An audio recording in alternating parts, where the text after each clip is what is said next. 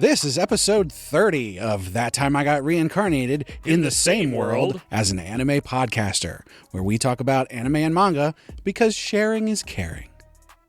I'm your host, Isekai Sensei-Sama, aka Brad, and I'm joined in this weeb cabal by Bento Baggins, aka Ben, Sashibori, and Kermit D. Grog. Ahoy, hoy. If it's your first time here, don't forget to subscribe so you don't miss the other series on our feed. We've got Heroin Addiction, where Ben and I read romance and drama manhwa, and then heavily dissect those web comics for teen girls. Shonen Jumping the Gun, where Kermit and I read the first chapter of a manga to try and then tell you how we think Japanese teen boys will react to it.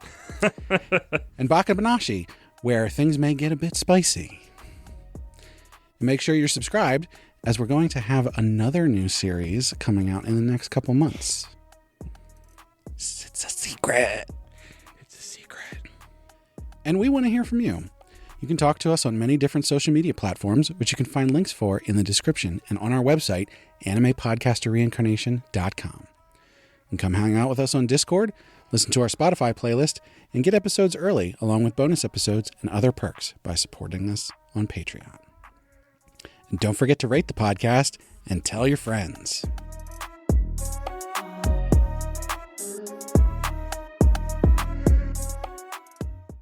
All right. Well, before we jump into this very special episode, which everybody already knows from the title, we just got a couple news things to go over. News. As I mentioned on our last episode, but I'm reiterating here, we have gone to a 6-week schedule for the bigger episodes. So just in case you were wondering what was going on, why there's more stuff in between. The main series episodes will be 6 weeks. Heroin Addiction is 6 weeks.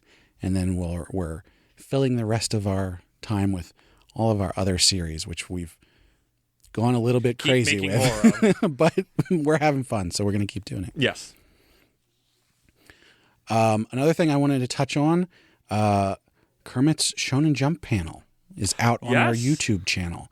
I wanted to specifically call that out because it's not on the podcast feed, so you have to go out to our YouTube channel and watch that. But personally, I think it's really good, even though I edit it, but I think the content is really good. So yeah, if you want more information about some of the current state of Jump, I'm sure if you're listening to this, you're probably a little bit more intertwined in that than most, but I think there's some good stuff in there. Some old Jump history I never knew until I started researching for it, so check it out.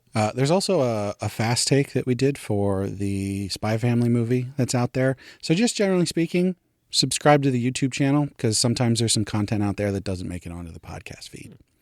In addition to that, another YouTube specific thing, I wanted to put this at the beginning because I know a lot of people don't get to the very end and hear all the plugs and all that stuff, which is where I've mentioned this before. But if you are currently listening to this on YouTube and the version that you're listening to is just the podcast cover on a black background, you're listening to the low quality version. There is another version that comes out at the exact same time on YouTube that is the high quality stereo version. And that one's got like the waveform moving around and stuff like that. So I just want to call that out because most people are watching the feed version, which is like the lower quality version. And the YouTube one, it's right there next to it. So like, why not listen to the high quality one, right? It's in stereo, Makes like sense for real. to me. You get to listen to it in Isekai Sensei-Sama POV. I think of it more like I'm talking right to people. Yeah, and then you guys are on either side. Left channel, right channel. Yeah. All right, so that's everything for the housekeeping stuff. Just a few small things to mention for upcoming anime series that I wanted to cover real quick. So in July, there's only 2, but I felt that they were pretty important. And the first one that I'm going to mention, I think, is pretty special. Red Cat Ramen. Yo! I've been reading Red Cat Ramen recently. I've started my Manga Plus Renaissance, and that was the first one I went to. Well, the second one I went to, but it's the first one I loved, so. I saw that on there. I was like, wow, that's getting an anime. Interesting. It's got like 150 some chapters, so I am not caught up. But no, should be a really cozy, cute, slice of life cat time. We'll have to check it out. The second one here that's coming out in July, you might know about if you are on our Discord, because I posted about this. Isekai Shikaku, which is a manga I talked about in the first Reviewstravaganza. Wow, calling your shots. And true. At the time was called Disqualified from Otherworldliness, is the English name. However, now that it's getting an actual anime release, the English title is No Longer Allowed in Another World, which is the same thing, but it's different words. Better. But mentioning that approachable. Specifically, because if anybody's searching it. Yeah. Interestingly, I didn't find it on the anime news site. I had seen the trailer, and then when I was looking at the upcoming series, it wasn't there. And so I went and looked specifically. It's on the Wikipedia page that's coming out in July, which makes sense because there's a trailer now. And I was like, that's weird. It wasn't on there. Weird. I'm not sure where it's airing. So, but we're going to watch it wherever it is. Anime news site. Right. I'm really hopeful because it's a really, really good series. If you haven't read it yet, shame on you. I haven't read it I think yet. I tried. If it was in the first Reviewstravaganza, I'm pretty sure I at least tried it. Yeah. I have no memory of what I thought about it. Maybe also avoided it. Who knows? But I hope the anime is really good. I hope it looked from the trailer, it looked like it was going to keep the correct tone. So I'm hopeful. And then just to remind everybody, we recently just started a season. We got My Hero, Demon Slayer.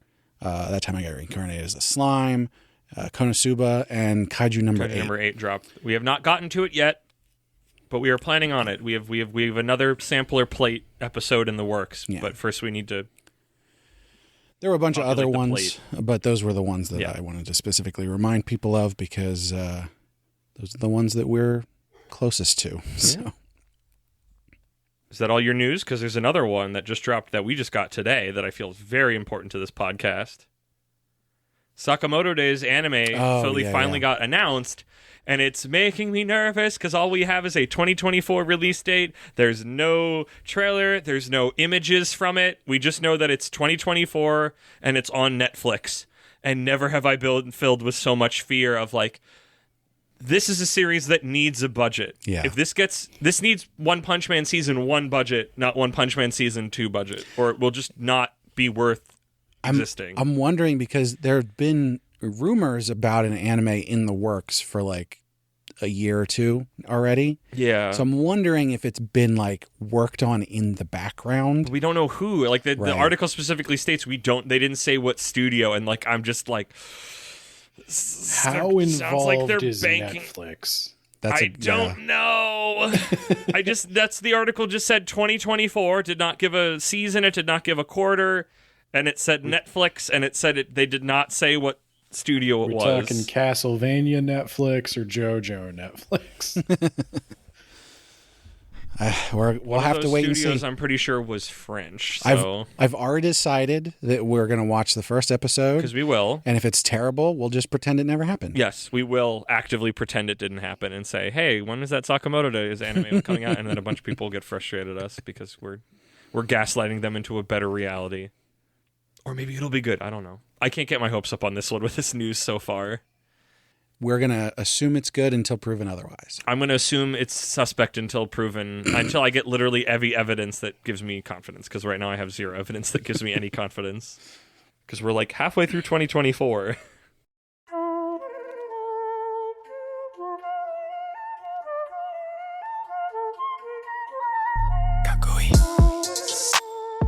All right. Well, it's now time for the third Wow! annual Reviewstravaganza. Da, da, da, da, da, da, da. I can't believe it. It's wild to think, because we went from, I want to say the first one was recorded in my bedroom, Yeah. And then I think the second one actually still might have been, I don't remember if second one graduated to my main room then. I think we had moved out by then and were, because we started in the living room and then we moved into the bedroom and then we went back out to the living room once I got the shower. You know, once we got my containment. Just clip that, guys. Just clip that. If anybody who's been following us for a while, there were pictures up on Twitter. There was that time that you could just see my feet from behind the door because you shut me in my own closet for acoustic's sake. Oh, yeah. That was Keep remembering we're talking about recording a podcast. Recording a podcast. Acoustics, I'm too loud. We're recording a podcast. And now here we are. Episode 30, Reviewstravaganza III in our studio. Yeah. Oh, and I mentioned this to Kermit earlier. It's interesting because this is episode 30, but this is actually our 79th podcast episode of some sort. We started making other podcasts then since time prior. I don't remember if heroin addiction was around since last time. I don't remember when that started. Yeah, we started heroin addiction a while back, but the weekly schedule started last October. So, but we're still having fun. So, yeah, I hope people keep listening. And to that end, we've got some more recommendations. So, I think I'll kick it off. Okay, which has been tradition so far. Okay, and then you guys can fight for the second slot. Works for me. Works for me. I'm prepped. I got notes. All right. Well, to kick this off, I figured, I can't go isekai in the first segment.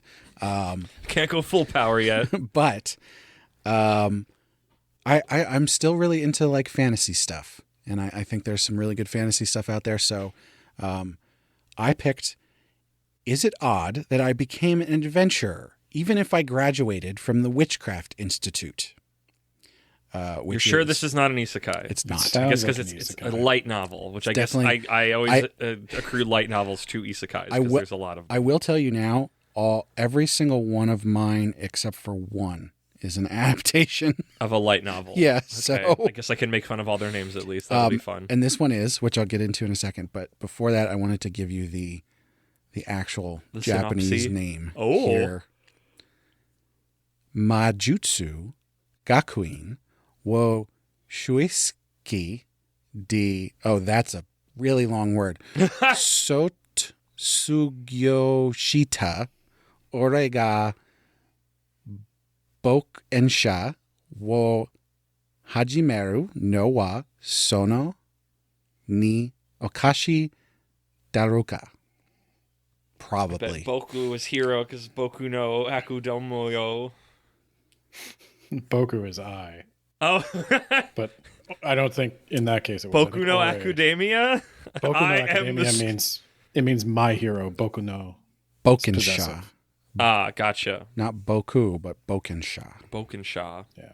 Because they called themselves Ore. There's an Orega, right? Yeah. Ore. Yeah. Orega Bokensha. Anyways, I figured that would be fun. I am the Academia. So, as I mentioned, this is an adaptation written by Ikapon. They always have the strangest, one little pen names. Yeah. But it was drawn by Arima Sayaka. And it started in 2018. It's been going on for a while. It's 54 chapters. What? 54 chapters entirely, or 54 chapters somebody has translated or localized? As far as I can tell, just 54 chapters. I think it's monthly. Okay. Oof. Oh, I did have another note here. The person who draws this actually does another series that I read called The Deadly Game of Hero from Another World. Okay, there you go. There's your isekai. All right, so I do have the description here that I'll read, and then I'll get into it a little bit deeper. Having graduated from the prestigious Witchcraft Institute at the top of his class, no job is out of reach for William Glenford. Fame, fortune, prestige are at his feet, But William dreams of only one thing. The One Piece. Adventures. Close enough. Finding companions in a run-of-the-mill guild with an up-and-coming party of girls, including a cleric, a martial artist, and a beastman cat girl, and being ranked the lowest at the entry level, they immediately begin noticing that he's grossly overqualified for his role and rank, and that this mage may not be a mere mage, but a full-fledged national-level wizard. Will William adjust to his party, or will the girls ever hope to catch up to him? Will the girls accept him regardless of his overwhelming superiority, or will he always be the big fish in the small pond? Will the girls accept him in spite of his overwhelming superiority? That's an isekai sentence. Yep. Is there any doubt that this man's not the... It does have a harem tag, however. Hold your L, sir. I've gift wrapped it for you. Hold it. They do that thing where the guy is completely oblivious. That doesn't matter. Except it does, because there's another girl in the series who is the princess of the kingdom that he's from. Yes, the one that his heart is set on. Who he's also oblivious to, but they've been friends since he was a kid because his dad is actually the head court mage. So, I like that you say these things like you're digging yourself out of a hole and not just digging deeper with like, it's not a harem, Babaka. Well, it's just accept it. Just accept it. It's okay. It's an action adventure comedy. Harem. That can you really call it that though? Because like, do the girls fawn over him? Yeah. I don't think fawn is the right word. Okay, then what would you use? Does every girl like him? Secretly or otherwise? No. Move over, Tsundere. Here's the girl that just doesn't like you at all. The three girls in his party like him, and the princess likes him. Okay. The warrior princess, who is actually stronger than him physically. That's important. Okay. Eileen. She's cool. I'd have to see her design. I mean, she looks fairly standard. Okay, then, yep. It's actually the art is actually really fantastic. It's completely fantasy, but they do such a good job of the interjection of the chibi bits because it is a comedy, and so they use that to like cut through those tense moments and like stick the comedy right in there. It's not one of those ones where it's like the out of place chibi stuff like we've seen sometimes. I mean, if you're saying it's a comedy that it's goofy, then yeah. Yeah. And what are his thoughts on shoe cream? He's not a muscle wizard. Yeah. He's a magic man. He's a magic man. Interestingly, he actually invents multicasting, which is one of the things that makes him like the strongest wizard. Of course. Are you sure this isn't an isekai? It's got isekai trappings. I will admit that. But it's really good. Does he have two wands? Does he have two mouths of which to speak spells? No, he has a staff. Okay. Wasn't there a series that we covered that they could dual cast by virtue of they spoke one thing and like either they signed or they mouthed another? Yeah. It was Faraway Paladin. Was that Faraway Paladin? What was the technique though? You could trace a word with one hand. That's trace what it a different was. word with the other hand, and and speak another a third word. one because it was all language based. Yeah, that was pretty rad. Good job remembering that, Ben. I read all the books. Sitting here going, Yeah. I mean, the seventh Prince one that I was that. He does that by having a demon that's in his hand that speaks while he's also speaking. That works. Another mouth. But of course, this series is great because of the characters. All of the characters have diverse and interesting personalities, which is interesting to say considering how sort of like monotone and calm and oblivious Will is all the time. But all of the side characters have these big, bombastic personalities that clash in interesting and funny ways. It's the Bella effect, but for presumably boys. How Konosuba is this? Because I'm getting Konosuba on the energy. Emperor's lap? What are you talking No, about? Bella I mean who? Twilight. Oh, okay. Yeah. Except Will is interesting Is he? What's interesting about Will? He invented dual casting. He's the coolest. What makes him cool? He's the coolest. He's funny because he is so academically gifted, but he wants to be an adventurer so badly. And a lot of the comedy there comes from the fact that he is not strong. He doesn't have stamina or anything. And so he's constantly needing to be dragged around by these girls in his party. Physically just he's physically weak. Beat up and out of energy from casting spells. There's at one point they're going to this town that's like up on top of a hill, and there's like a ton of steps to get up there. And all of the girls are just sort of like bouncing, going up this hill, and he's like dragging up here and he can't make it. And so he's someone who grew up in the palace basically because his dad is the head court mage. Someone who was given all of the best opportunities, but then he clashes with his father because his dad wants him to take after him and become, the next head court mage. And he doesn't want that. He wants to go out into the world. He wants to go be an adventurer. And be an adventurer.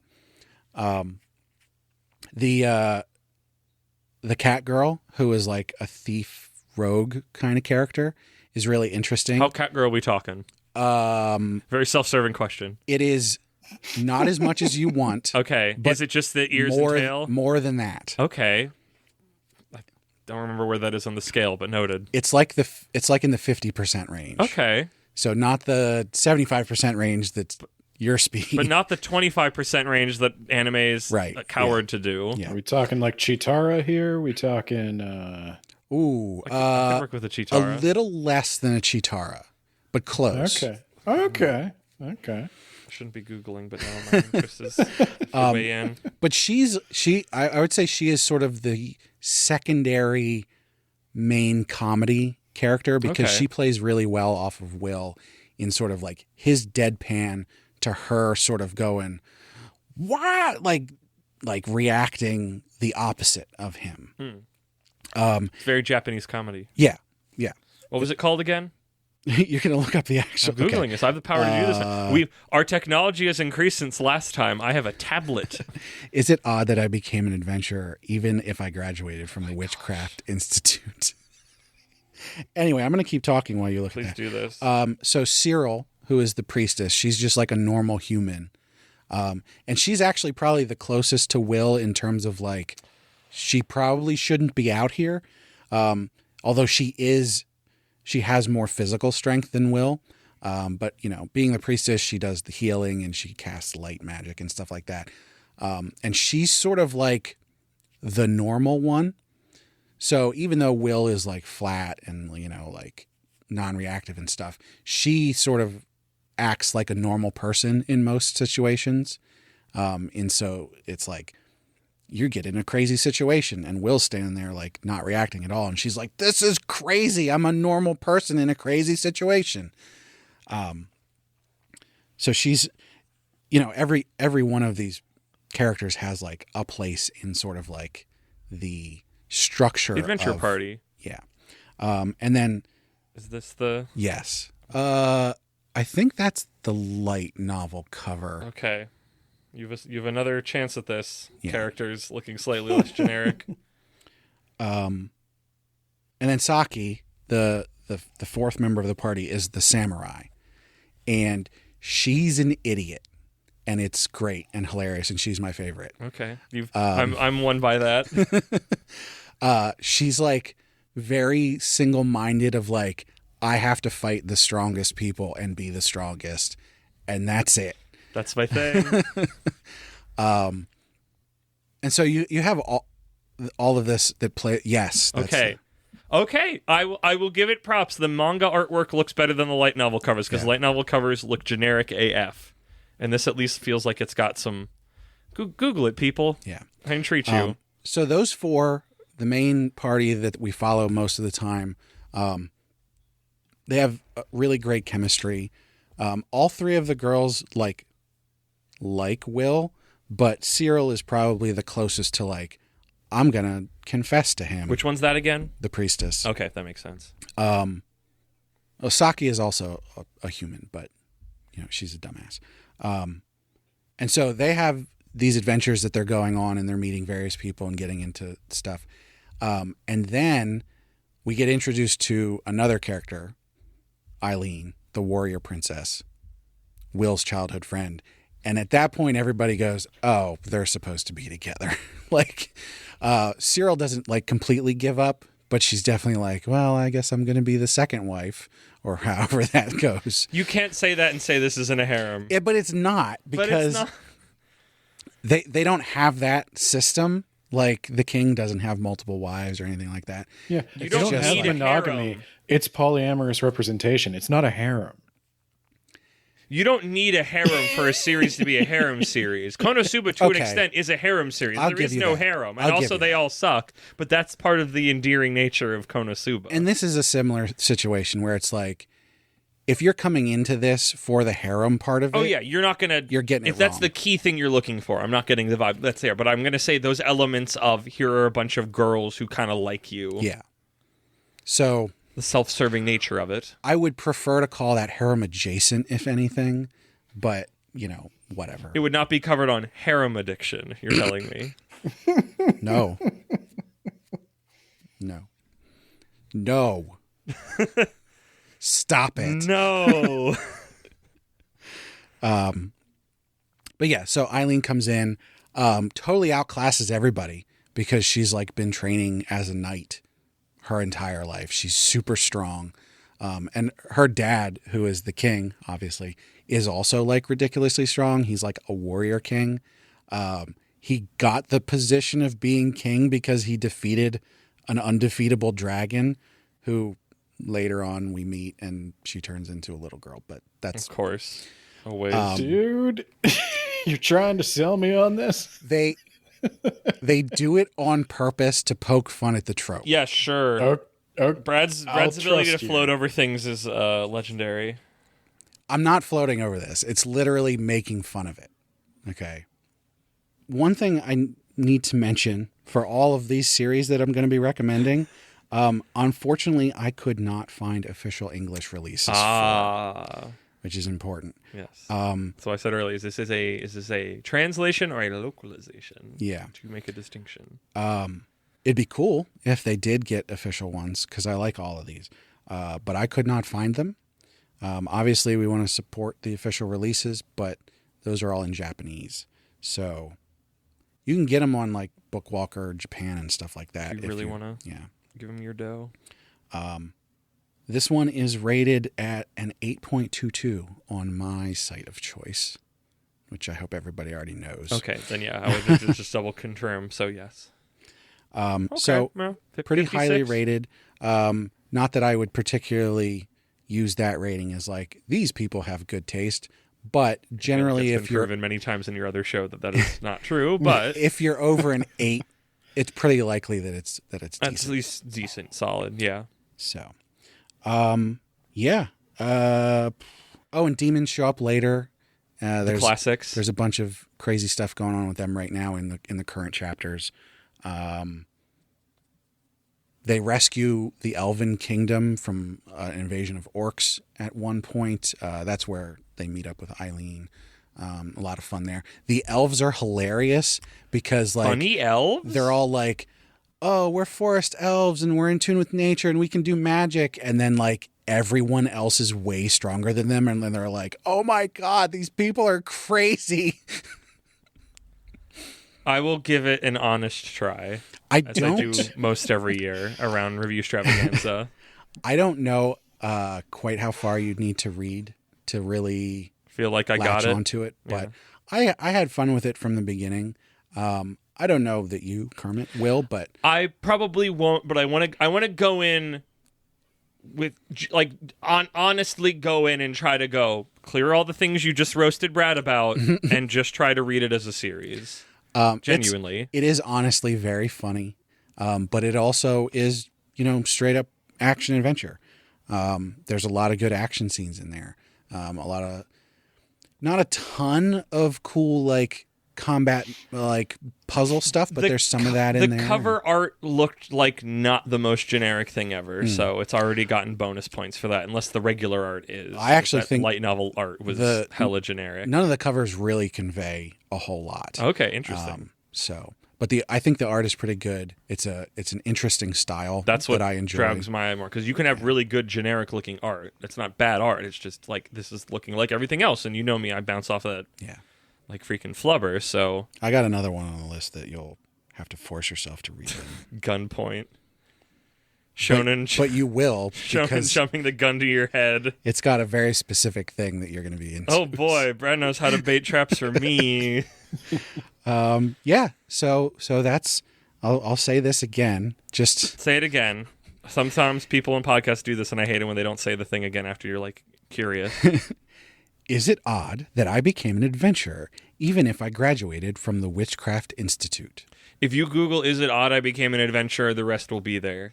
I can speak now from personal experience on my tablet.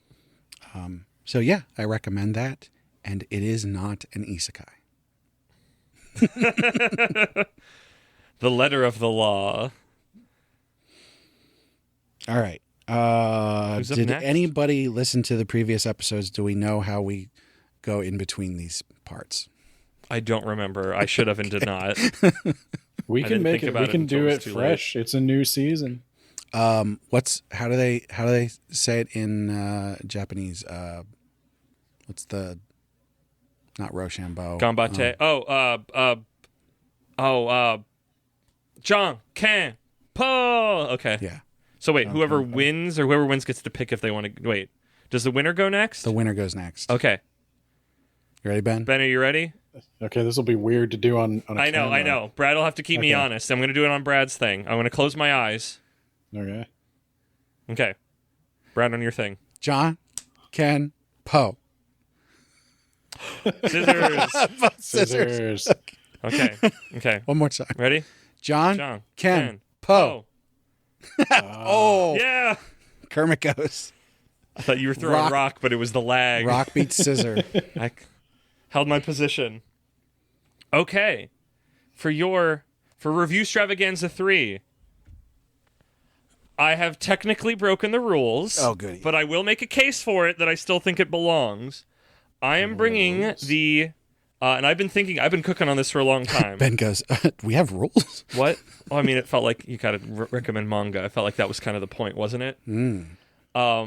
But I'm going to make the case that this is very shonen manga-y, if it is not literally necessarily a manga from Japan or somewhere in Asia. I am bringing the webcomic Kill 6 Billion Demons. Oh, yeah. Has this been heard of? Yeah. I haven't read it. Okay. It is genuinely one of my favorite like graphic novel comic things that I've ever read. I guess before we get into the particulars, it has 4 physical books out. It has a 5th one coming soon. Each book is like an arc. They are currently on arc 6, I believe. Yes. So it is not done. I am not caught up. I did not catch up in time. I've been busy, and my ability to sit down and read has been hampered.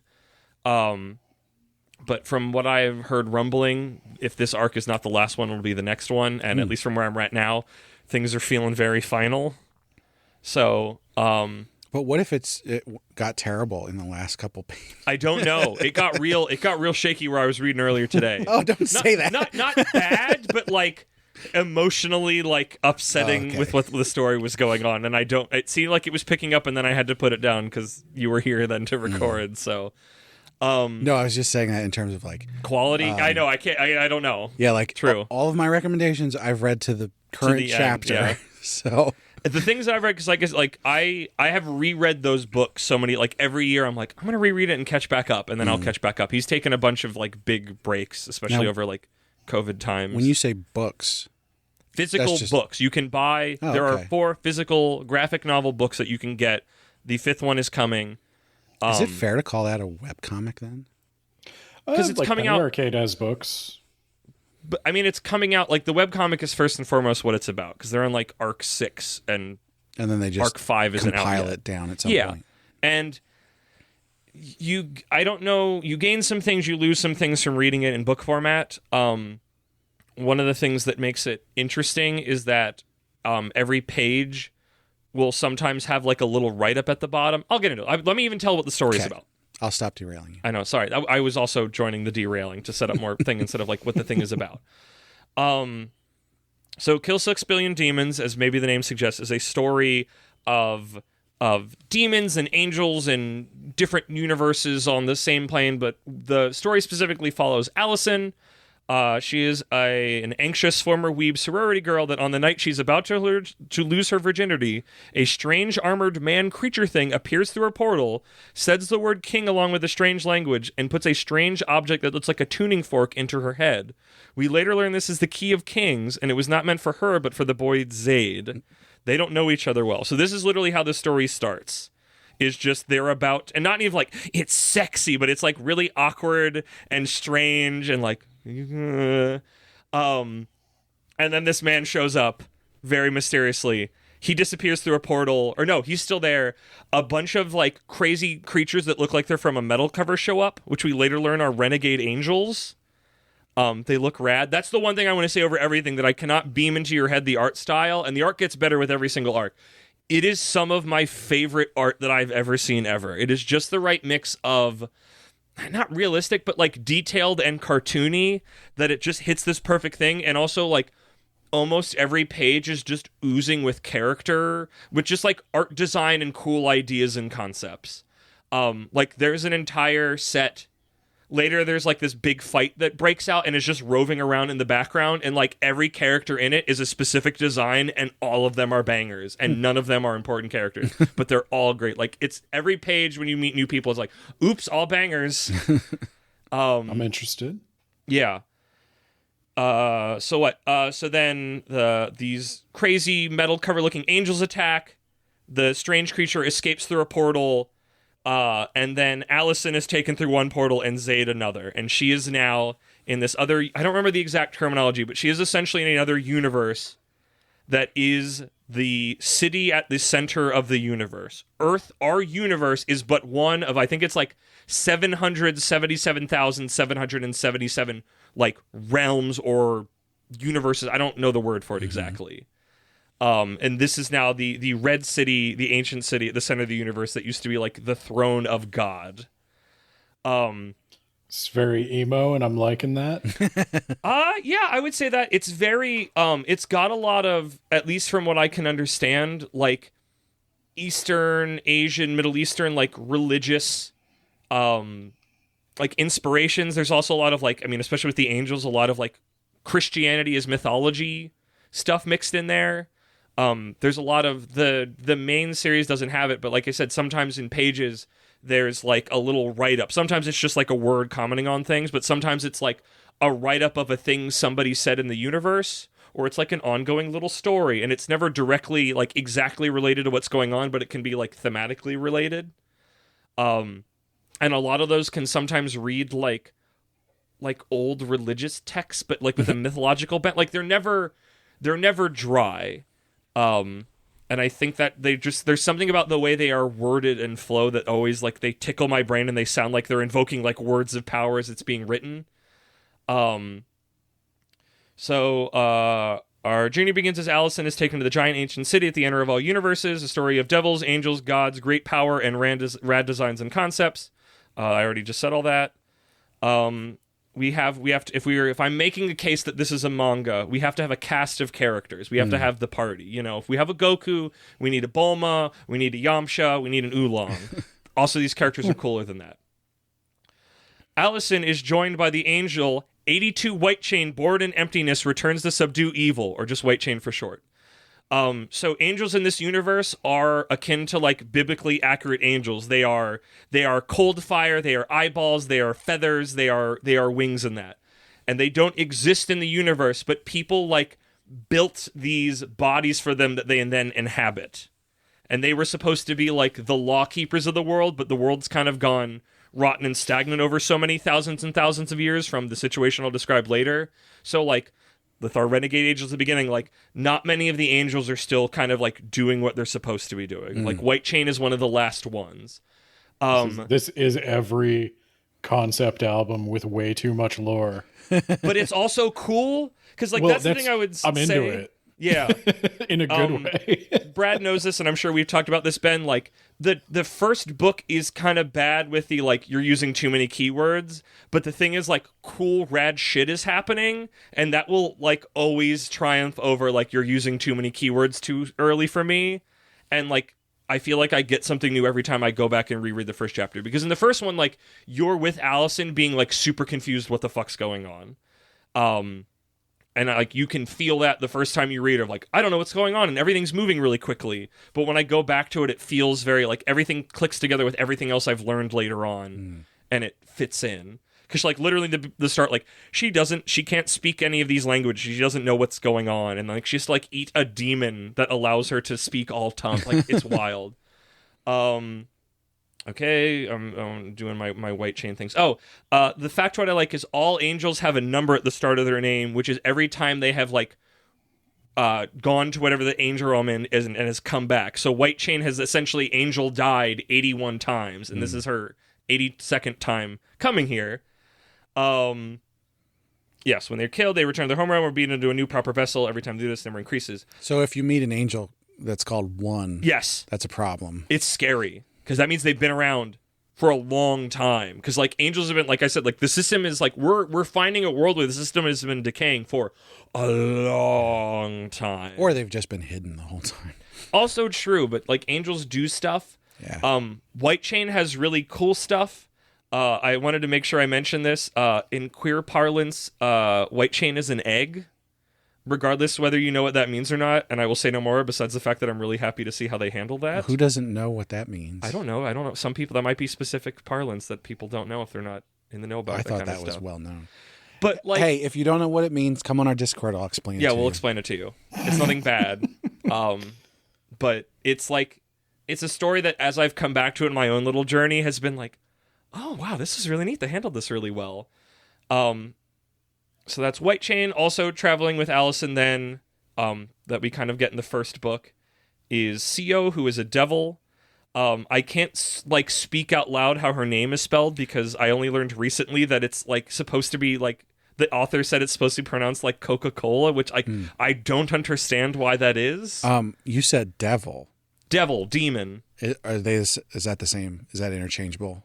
I think so. Because sometimes it is and sometimes it's not. You are Not correct. D&D rules. I think they are demons. I want to say they're demons. Okay.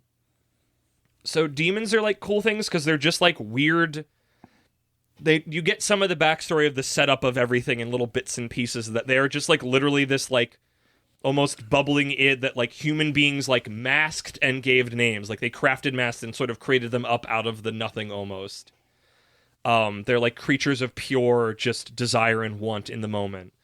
And they work on this cool thing where it's like if a demon has one name, they are the most powerful. They are a black demon, and as they gain more names, they like lose power. If they lose power, they have more names, and they're in this like blue state. We were just, where was that? I was maybe telling you about this about swords, where the shorter the sword's name is, the more powerful it is. That might have been in the Shonen Flop Discord. And people were like, oh yeah, if it's like Dawnbreaker, the Destroyer of Worlds, then it's like, it's not a really powerful sword. But then if it's like Slayer, it's like super powerful. And I went and I was like, If it's this is the biggest, strongest sword, Bob. Yeah. But yeah, like there's this cool system with that kind of goes on in the background. When we meet Sio, she's a blue demon, so she's kind of at the lowest level, but she's still very capable. She's a devil with a complicated past. Small spoiler. Is that her only name, or What? is there more to it? I think she has other ones. We don't hear it. Okay. I never know how much I want to like this is one where it's like I can spoil some things, but there's a lot that I just want to be like, read it. It's not that long. I'm just curious because you said if they She has another name you learn about in like the second or third arc. She's a lower demon. Yeah. But her name is Cyril. She used to be. I guess there's the little thing. She used to be a black demon, and then something happened. which you can learn about. Also, as a thing, I will small spoiler. I'm like giving all the Tumblr bait for things. Her and Allison maybe date. I don't know. It may or may not be cute.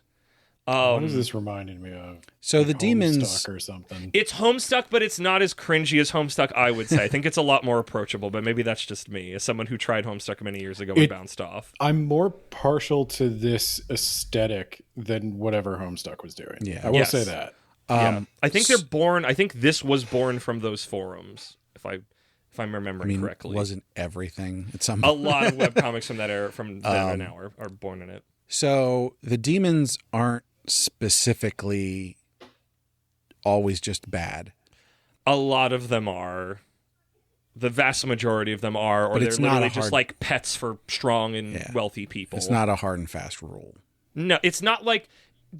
think of them less like the demons from... why can't I think of the name? We literally just watched it like a week or two ago. We talk about all Frieren. They're more creature than person. Like, literally. Oh, so like That's the what I was demon. going to ask. Like, Yeah. are they people?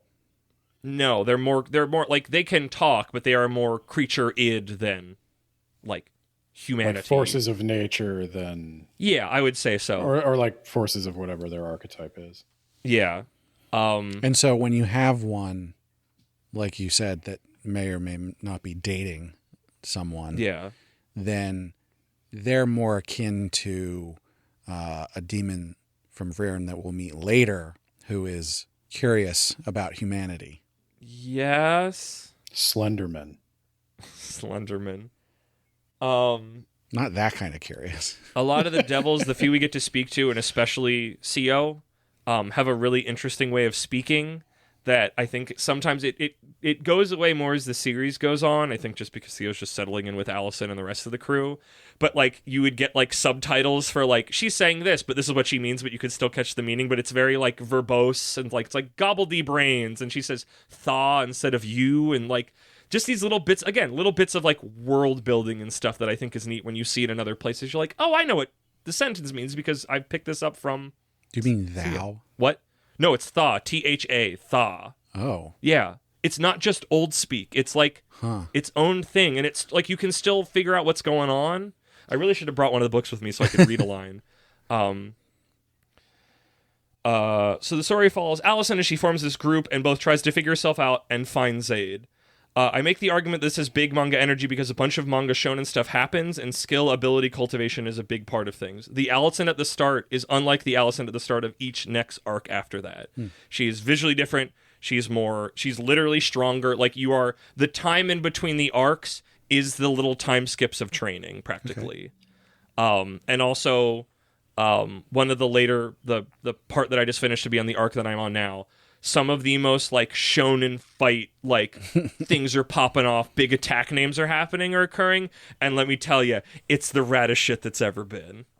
But there's a lot of that, but like it's the things that I love the most where it is both high-brained and low-brained. Like there's just a bunch of like low-brained, like this is really cool. This demon, this thing they're fighting has been dismembered in a very satisfying way. But also like here's a bunch of Eastern philosophy I've never experienced, like presented in a different guise that makes it very like that's curious and interesting. Or like oh I've never thought like that. Like they're very strange, but the world is kind of strange and clicks together as you learn more, and that's what I like about it. That when I come back to it, I can see more things like. I don't know how present they are in the webcomic version, but like the books will have, a lot of them have like between chapters have like on-running stories that sound like, not fairy tales even, like old folk tales, but like there's more going on than any folk tale that I've ever heard. But they're very clearly from like this world of what's going on. There's one that's like a really interesting one where there's like this prince and he's set to be wed, but he has these 3 different wives, and it's always been the tradition in this kingdom that the top wives fight and whoever is surviving gets to marry into the family. And he's like, I'm done with this. Like, I don't want to have this violence world anymore. I always heard stories when I was a kid of this wonderful city that there was no violence in anymore. So like he goes running and the 3 make chase after him, and they each have like there's the like one who's like all I think she's older, but she has like a rifle and she's got incredibly good sight, so she'll just freaking pop you from a distance. There's like the giant one who just like smashes things with a huge cauldron, and the third one is like appears to be lazy, but she's actually literally just like a coiled spring at all times, ready to just kill you, and she's just storing all her energy. And it's this like continuing story of like him on the run, going through little fulcrum moments. So like he meets, I think literally named in the story, like the very wise frog, and the frog's just like, dude, there's no place that has no violence. Like, you're crazy. Like, violence is a part of the world and you need to accept that. And like literally in the context, he's like, yo, you're lying to me, frog. There's something more. And the frog like falls off the hill and dies because he got shook. And like to like further exemplify, it's like you can't escape violence. It's part of the world. And just like, and that's not even just the literal story that you read in the webcomic. You can just ignore that entirely. You do not need to read those things. There's nothing in there that you need to understand the story, but you can get like little setups and setting things from that. So, also, if this was a manga, we need big bads that we have to deal with. I feel like that's a big thing in shonen manga, that you set up, here are the guys we have to fight for. Yeah. And this world has the 7 big bads known as the demiurges. And you kind of, Alice and her gang kind of deal with them arc by arc. Each of these 7 demiurges has one particular key of the 7 keys that is akin to Alison's Key of Kings. They are each one word of like the voice of God. That's why they look like tuning forks. And this gives them incredible power. You must have talked to me about this before, because that Does it sound sounds so familiar. Okay, maybe. I might have even talked about it on Monday without saying what it was, so I didn't give things away because I was reading it. It wasn't that soon. But they each have their own empire and like a really different style, and they're all in like this standoff, because it's like, as long as everybody's at this sort of like, you know, tete of like, as long as we're at the same stage, each of them owns 100, what is it? 100, I don't know how to say that number out loud anymore. They own 1/7 of all those universes I said before. So it's this like perfectly, everything's not great, but it's this kind of perfectly balanced system. And if any one of them rises up, the others are supposed to work together to crush that one down. So it's a tenuous but balanced system. And then Allison comes in with the Key of Kings and upsets the whole apple cart, and that's kind of what gets the story going. I think they're all really cool. I literally just met one where I'm reading now that I've been seeing since the beginning and had no idea what her deal was. I'm not going to describe it, but it was just like, what's your deal? There's one of my favorites is named Gog, who is just a bunch of worms that forms into a Harlequin character, and she's just sort of this like omniscient jester character. There's a part, to be more manga, one of the arcs is a fighting tournament, and she is just, collectively, her and all of her other selves are the like the MCs of the entire show. They are running it, they are doing the play-by-play, they're on the TV broadcast, like, who else is there? I'm trying to remember names. There's Solomon David, who's like, this guy, he came from, his like kingdom was crushed entirely, and he's like the one surviving guy. I was going to say Solomon David's kind of on the nose for kings. Oh yeah, but he's rad though. He's jacked. He's black. He's got an awesome beard, and he's jacked as fuck. And he does a bunch of JoJo shit. And literally, he learns this crazy like martial art, and he goes back. He kills the invaders, and from his like torched, burned homeland, builds up the heart of his entire civilization that spans all of his things, and he's been alive for like thousands of years. There's a bunch of them. They're cool, and you kind of meet them one by one, and Allison deals with them, and you kind of mini spoil, like you learn a lot more of like, oh, you're the most powerful beings in the universe. Aren't you happy? And it's like, no, we're all kind of locked in a fucked up cage, each of us in our own special way. And seeing that all kind of fall to pieces. I'm going over my notes. I already talked about the first book being kind of confusing. I know it's really easy to invoke One Piece when it comes to making comparisons for setups and payoffs, but like genuinely like little bits that I learned popping up later and going like, oh, I understand this because I read this thing back then. And I think that's neat. I kind of already talked about that I can't beam the art into your heads because this is a podcast. So I'm going to try to capture at least some of the writing from some of those like end of like once a page is up, sometimes there is like a document or something written there, like I said, that is like related and may conceptually show up but is not important plot wise, just to kind of catch some of that vibe of the actual comic. I I don't think it ever gets too stuffy, which can help because I feel like when you're having to deal with a lot of lore and big emotional things, it can be very easy to get lost in the sauce and just be too up your own butt and be dry. But like it doesn't forget, like it's especially with Allison being from Earth and just kind of being at least when you first meet her, kind of like a sputtered out failed human to an extent. Where she's like literally goes at one point, like, I tried to schedule losing my own virginity, like, on my calendar. And you get, like, a shot of when she's younger and she's cosplaying as Sailor Moon, and it's like, I know this person. But, like, the dialogue is not always this, like, verbose and overwrought. It is at times, and however it's written, it just tingles my brain instead of boring it, which is usually what happens with dialogue like this. So, I want to attempt to capture this with two sections from an in-universe written manual called the Manual of Hands and Feet, which is a written accord of a traveling monk finding and learning about different martial arts styles. So I'm going to take two small sections from that to try to capture the way these are written, to try to get across to you at least something cool about Kill 6 Billion Demons, because like I said, the coolest thing about it is the art style, and I can't beam that to you in podcast form. So this is the write-up about the martial arts style called Leisure Kicks. An external style, chiefly concerned with the sole use of the feet and legs to inflict powerful and rapid blows upon the opponent. The hands are reserved for killing blows only. The style is rare, but its practitioners are extremely devoted. The style is said to originate with the rogue long boxing master, Kin Corinne. While abbess of her order, she was accused of extravagance and overindulgence by her subordinate monks. She took bribes for blessings and temple offerings and became well known for her love of gifts, wine, and luxury, plying her favors with the local magistrates to great effect. A rebellion within the temple took 30 lives and saw her exiled, beaten, bloody, and with her head shaved and fine silk abbess robes torn into shreds. Kin Corinne swore from that day that she no longer deemed any martial artist worthy of her fists, and she would instead crush all who came before her under her feet. Her arrogance was so extreme she established her own school after working as an itinerant mercenary for some time, and soon drew a devoted following, resuming many of the corrupt and debased practices as former abbess. The mountain town about her school soon became a heaving den of sin and treachery, defended by rogues and bloodthirsty mercenaries, and ruled by the bloody and debauched abbess, fleshless political power and coin, who was so skilled in martial arts that she could decapitate a man by kicking his head off faster than the eye could see.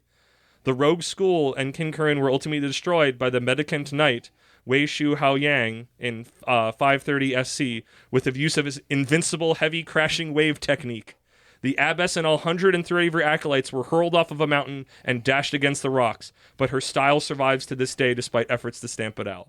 Like, you never meet this character, you never go there, this time period's not that important, but like, I just think that's like oozing with like world building interesting stuff. That's an entire manhwa on its own. I just love the concept of like everybody was beneath her using her fists for martial arts, so she made a martial art where she just stepped on people. Her best student was a chef who had a boat. Yep.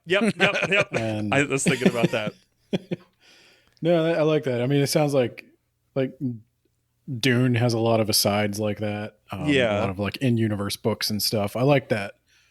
And I looked it up. I'll vouch for the art. Yes. And I was going to say, I can tell Ben's reading it already. When you read this, and like later on when somebody, in the martial arts tournament, somebody mentions Leisure Kicks, I'm like, you get the meme where it's like, you point at the TV, like, I know about that, I heard about that, I know what the deal is with that, that's rad. Leo meme. Yeah. And here's a shorter one that I think is that captures some of the more silly nature in there.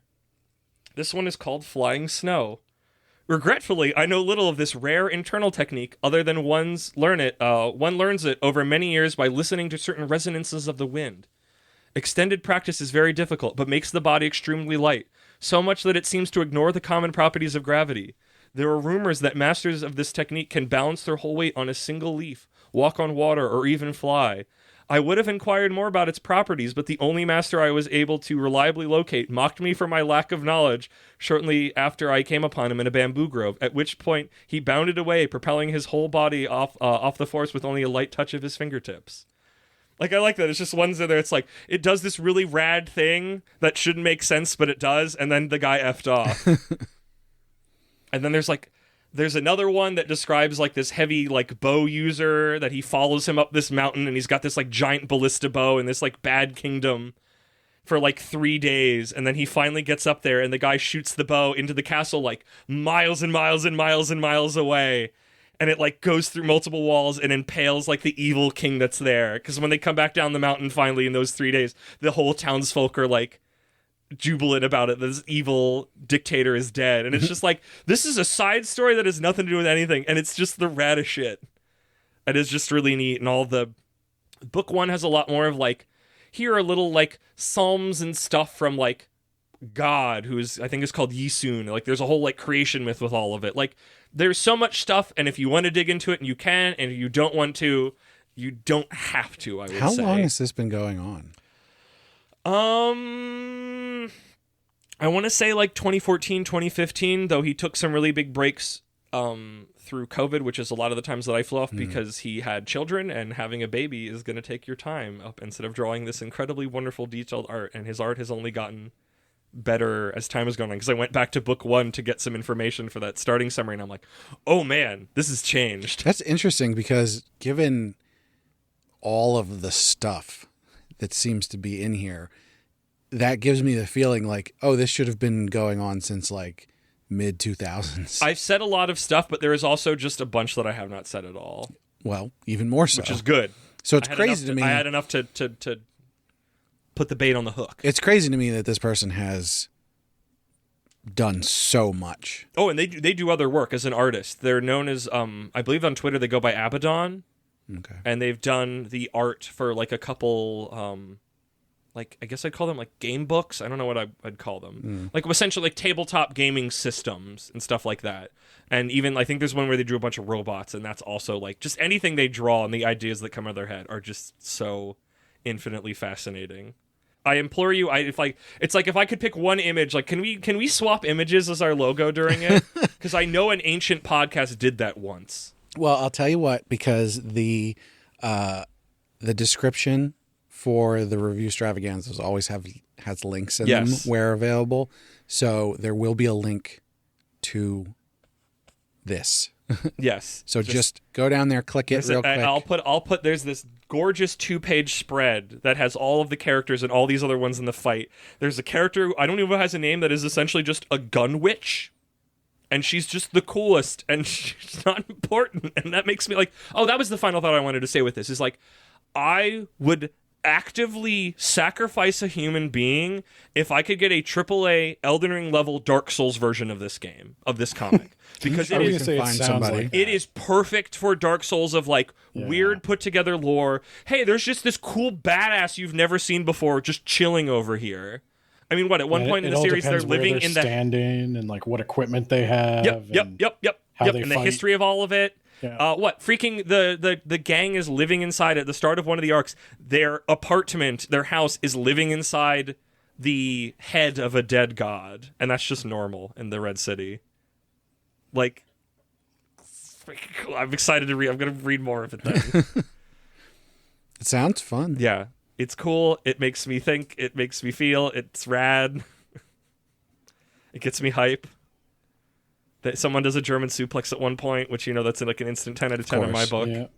But yes, this is Kill 6 Billion Demons. You can read all of it for free on its own website, which you can Google by Googling that name. Or you can spend money to buy books, which I did, and would also recommend because they're very good. Awesome. Go read it. Go read it. After you listen to the rest of this. Yes, finish listening. All right. Well, it's time, Ben. It's time. Lay it on us. So I had a kind of philosophy with what I'm bringing you today. Ooh. I had a theme in my head. My theme was midlife crisis. Oh, good. And so also, like, I don't know the rules of this, but this is like my first one. It's kind of like an anti-recommendation. It's like a recommendation for scientific purposes. Okay. I'm going to go with Bomba by Osamu Tezuka. So what you got to know about Bomba is this is Tezuka's Gekiga phase. He's done with Astro Boy. He's done with his whimsical pictures. He's now He's drawing. done What with was the Geki part? Was it adult? Dramatic pictures. Dramatic. Did So- Did he create that name? No, and it really pissed him off that he didn't. He did not create it. He did not create the style. It turns out art was capable of moving on without him, and he didn't like that. Which is why this fits in the midlife crisis category. The artist Because was having a midlife crisis. He was having a midlife crisis. This was written in 1970 at the height of his, like, I won't say maybe not the height, but like definitely Mushi Studios is starting to experience financial problems. Shonen Jump has started. I learned that. Yep. I know that from if you've watched my panel, you'll The know. up and comer Shonen The Jump. up and comer out for 3 years at this point in the 1970s. And Gekiga is now like the popular manga or the popular comic style in Japan, and he didn't invent it. He's a late comer to the movement. He's worrying about his relevancy. He's 42 years old. He's a dinosaur in Japanese years. Well, he died at 60. Oh, So Apparently from unfettered rage. he had to leave at some point. How else could his daughter find those pictures Toriyama at died his around desk? 60. Oh, I shouldn't have made that joke. This Miura is a died curse. around 60. It's almost like being a mangaka is a really Yeah. unhealthy. How old is Oda? I was going to say, somebody check on it. He better be in his 40s, or I'm really nervous. I know he's taking it easier now. Yeah, but Kishimoto, Fujimoto. Who else is there? Someone Yes. How old's the find Hunter out Hunter guy. all of the ages of getting all of close. the manga that we like. 62 is the whatever that year age that everybody died in American pop culture way too young. 27. 27. yeah, the 27 Club. We passed that Yeah, because we're not famous. No. No, I've a very low stress life, and that's mostly thanks to the medications I take. But yeah, so Bamba. Okay, here's what Bamba is about. It is a young man named Tetsu. He at the start of the manga is, I think, in junior high, and he's got a crush on his teacher. There's a Ooh, female already- teacher he likes. Mm. And he's grown up hearing stories about his dad's time in World War II. Okay, I'm getting more nervous. His dad was stationed in China during I'm World getting War more II. nervous. Jesus. Uh-oh. Wow. There's no war crimes. But, well, I mean, there were war crimes, but they're not in this comic. implied. The war crimes are implied. It's about the war crimes you don't talk about. His dad was in a remote part of China. They were just hanging around. Well, his dad was in the part of China where the Chinese were still fighting back. So Again, implied. implied. his dad had an abusive superior officer, and the superior officer had a horse he rode. And Fuck you and the horse you rode in on. the horse was awesome, really chill horse. Dad got along with the horse great. The guy who rode him, not so much. And the horse was named Bamba. Okay, title drop. And one day the dad says, like, "Oh man, Bamba, you should just throw that guy off the saddle." And Bamba does. In the middle of an attack, he throws the general off. The general is killed. But throughout the course of the war, Bamba is also shot and killed. So Bamba dies. Now, part of the reason I'm recommending this is just for like all of the mentions of stuff you hardly ever see in manga, at least manga that makes it over here, and especially from like really famous mangaka, is Tetsu's mother is a comfort woman. Now, this is interesting. She's a comfort woman who was sent from Japan. She's a Japanese native sent to China to take care of the troops. Yep, that's the thing that happened. Yeah, so it's not one of Japan's.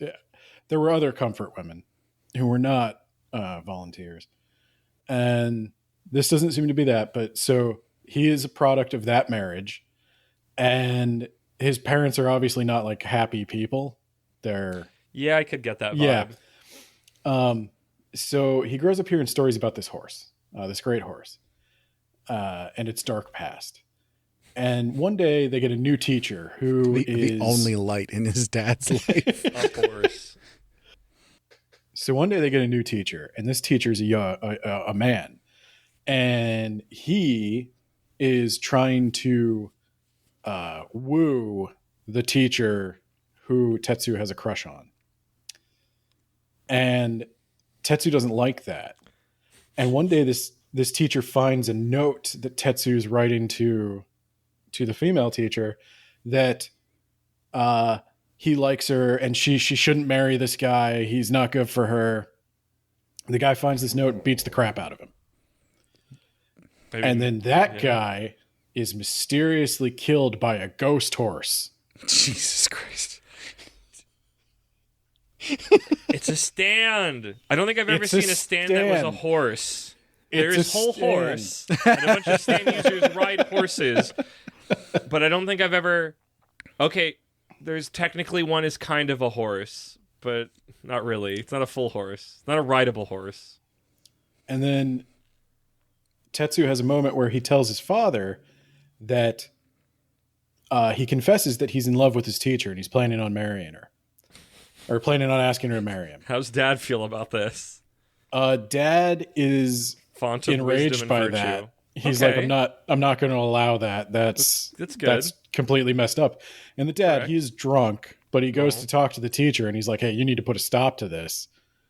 And that's when she takes him aside and says, like, like this, it's not really a thing that can happen, right? Like, and the kid is so embarrassed, he is so enraged by this betrayal of his father that he conjures Bomba again. His parents go to get on a bus to go on a trip, and Bomba runs at the bus. The bus driver like swerves off a cliff, kills everybody on the bus. What the? Why? And this why is just the Bomba beginning. But his dad was his friend. Yeah, Bomba doesn't really care about like civilian casualties. This is just the form his latent psychic energy okay. has Yes. taken. 'Cause Yeah, the story Bomba's spoke to not. him. Okay. Yeah, He thinks it. yeah. And time goes on. Like the His teacher stand moves. power. The teacher moves to Tokyo, and His says stand be like, named. Wild horses. Wild horses, probably. I don't know. I'm trying to think of another horse-related song. Ghost Riders in the Sky. Yep, that was just trying. Yeah, that was. Yeah. Yep. Goodbye, horses. Goodbye horses. Yep. Yeah. Actually, that. Yep. Teacher goes to Tokyo, tells Tetsu, "Hey, if you ever come to Tokyo, look me up." But then she dies. Wait. So she was like cool with him? It's weird. Yeah, I it don't know. is. I don't know. Correct. Because nothing else was weird up until this point. So she dies. She's trampled to death in a train platform stampede. I don't know if that was like a social commentary or something. It was a very random way to die. Goodbye horses. But it turns out that there's a rumor going around that this woman who was trampled to death was just getting with so many guys.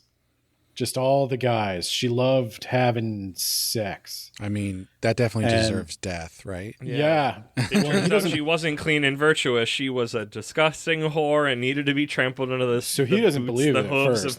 of my stand horse. He doesn't believe it at first, and you better believe Bomba takes issue with anybody who talks about her reputation like that.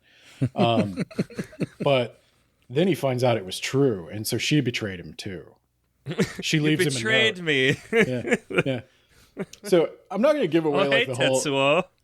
I'm not going to give away the whole thing, but Bomba it grows to ridiculous proportions. The entire nation is terrorized by Bomba. He's just murdering everybody who even slightly inconveniences him. And of course, there's a woman who understands him, and her accepting him is going to be the way like he can call this off. Basically, it's a story about like a sympathetic school shooter. Is That's this kinda- not proto Death Note? Maybe in a way. Like, not in the way that Death Note got inspired by it, but, like, there's beats of this that's like, this sounds like Death Note a little bit.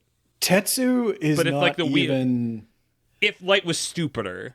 Yeah, I was going to say, Tetsu has no plan. He's pure emotion. What if an isekai protagonist pre-death got the Death Note? Maybe. Because there's something very incel-y about this story. Yes. And it's the notion that this lady, this teacher didn't wait for him, and that upsets him, and she wasn't the person he needed her to be, and that upsets him. And anybody who embarrasses him, it's always like somebody who exposes his fragile ego gets killed by Bomba. It damages his manhood. Okay, but his masculinity. The important part here is to the thing we need to be clear. Does the series paint him in a sympathetic light, or Absolutely. is he the villain? Okay, so that's the problem. This is the problem. Yeah, this is why it's an anti-recommendation, because it's insane how it's such an on-the-nose depiction of incel anger that you struggle to believe that the person who wrote this could be so emotionally honest about their feelings and still not see it. Like, he still doesn't get it by the end. He's gone through this whole thing of like, yeah, this kid is a monster. This kid is a selfish little crybaby. But he's still like, he's not even just sympathetic. He's like heroic at the end almost. Oh my gosh. And not because he's grown. He grew or made change or did something for the world. It was because he killed all those people when they... So I will give a spoiler. Eventually, he turns his anger towards himself, and Bomba tries to attack him. Oh, but he survives because he's such a cool Instead dude. of letting that happen, somebody tries to save him and succeeds. I would not have tried to save him. But gosh. That actually, the appropriate ending for the story is Bomba kills him. Because he is now consumed by his own anger. That's a story that makes sense and deals with this well. But that's not where Tezuka's head was at. He was like, I'm angry. I'm going to tell a story about an angry young man. And it's that same thing of like, I recommend this partly because it's a piece of Tezuka history where he's at this point where you're Osamu Tezuka, 42 years old. He's already done Astro Boy. He's already done Princess Knight. He's already got Mushi Studios. He's done some anime. Like, you're established. You know, your style is the style. You are anime. But you're also on the wane. He's so insecure. Yes. About his position and the fact that there are college kids developing this new style and he's not at the forefront of the movement anymore. And I don't know, I feel like, yeah, on one hand, he's writing something to be marketable to teenagers, but on the other hand, he's kind of portraying his own anger as a 42-year-old man in a teenager's like situation. Makes him seem really sad. Yes. And it's such an interesting little like piece of art that leaves way more on the page than I think he ever intended. And so that's why I say, like, I recommend it. If it wasn't Tezuka, I wouldn't recommend this story. This story in isolation is just stupid. But that it is this legend, and it's such a pathetic story. And that it's after his great works. Yeah, and one it's not even obviously like him figuring himself out when he's younger. Yeah. I think it's interesting. I think you should read about Tezuka. If you're going to read this, you should get some of Tezuka's biography, like understand his rise and where he was at about this time in his life, and then read Bomba. And this is the academic recommendation. Yeah. No, this is manga literature. This has big energy of when you meet a crazy person, it's a coin. Like if you meet somebody who's kind of more off the beaten path, it's a coin flip of like, you're a magical, amazing human, or oh my gosh, your insides are rancid. Please never speak to me again. Well, I'm in danger. There's a couple other reasons I'd recommend it. Like the one, it is Tezuka. His art is still really good. Tezuka. Yeah. I mean, the way he draws things is entirely his own. Like even the worst Tezuka manga is still going to be worth looking at. But the other thing is, like, as Bomba's going around, before people accept that they're being terrorized by a sometimes giant ghost horse, they do suspect other foul play, and like at some point they blame it on the Korean native population of course Japan, and so there's little things thrown in there that, like, little bits of things that, like, I guess I would call them political, but I don't think he intended them to be political statements. I think they're just observations of the world around him that got kind of whitewashed by the 90s. I've definitely run into that, where I find old songs very clearly making a political statement, but it's been so long that I don't know what side they're on about it, because these were feelings that were made then, and I don't know if they're tongue-in-cheek or not. And that feels like this. Not if they're tongue-in-cheek, but like by virtue of when they were made and who made them and how things have changed since then about those, to be like, I don't know his position on this at all, even though there's so much of him in this story. It's certainly, I recommend this also because there is a Viz paperback out now. Whoa. Of just Bomba, the whole series.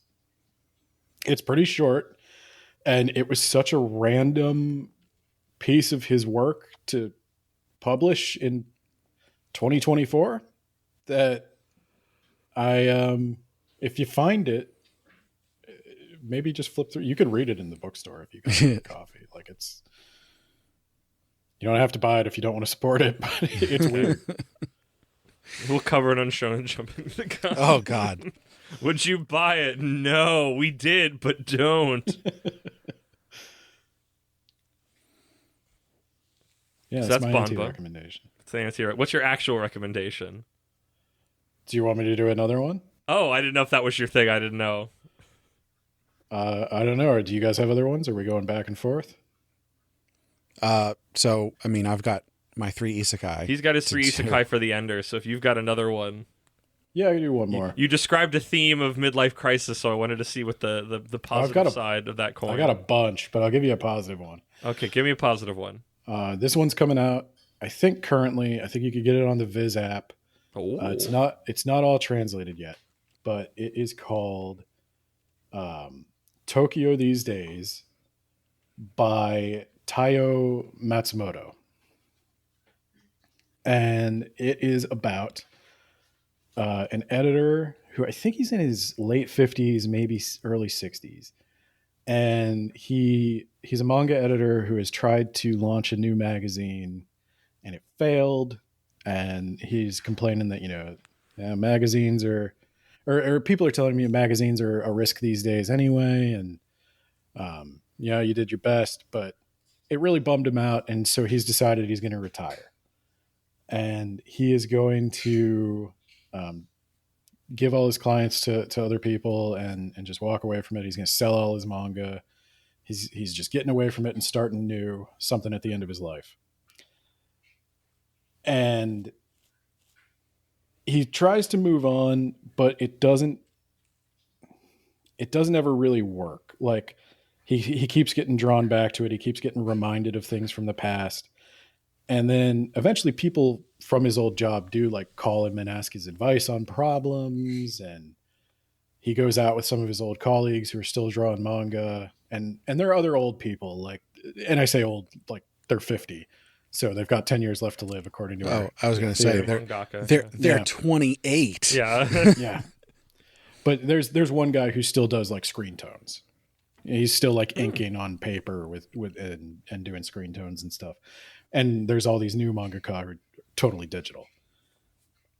And as he's about to sell his manga, the editor, he gets it all appraised, and he's got, like, a bunch of rare stuff in his collection. And it just, you get the vibe that this guy really loved manga, but he can't sell it.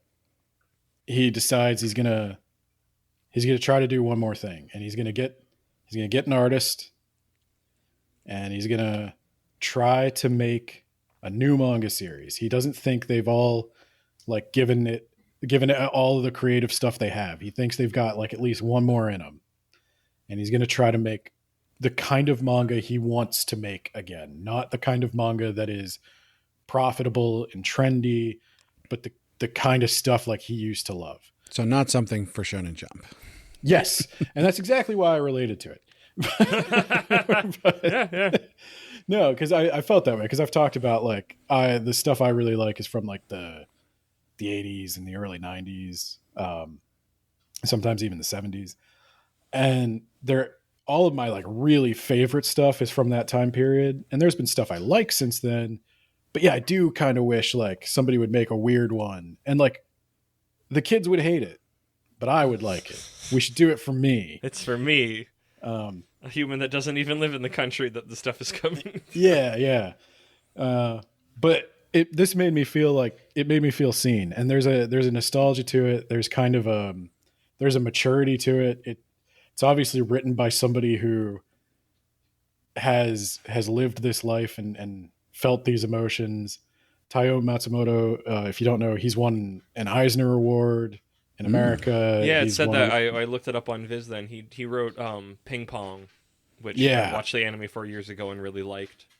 Yeah, he's won multiple awards in Japan. This particular manga was on a bunch of Japanese best manga of the year lists. Did you say it was ongoing or? It's ongoing on the Viz app. It's finished in Japan. Okay, I saw like 8 chapters on the Viz app. So yeah, I think it's collected in 3 volumes. The first volume is out in English, and that is what you can get on the Viz app. You could also get the paperback if you want. Oh, good to know. But the next 2 volumes are being translated.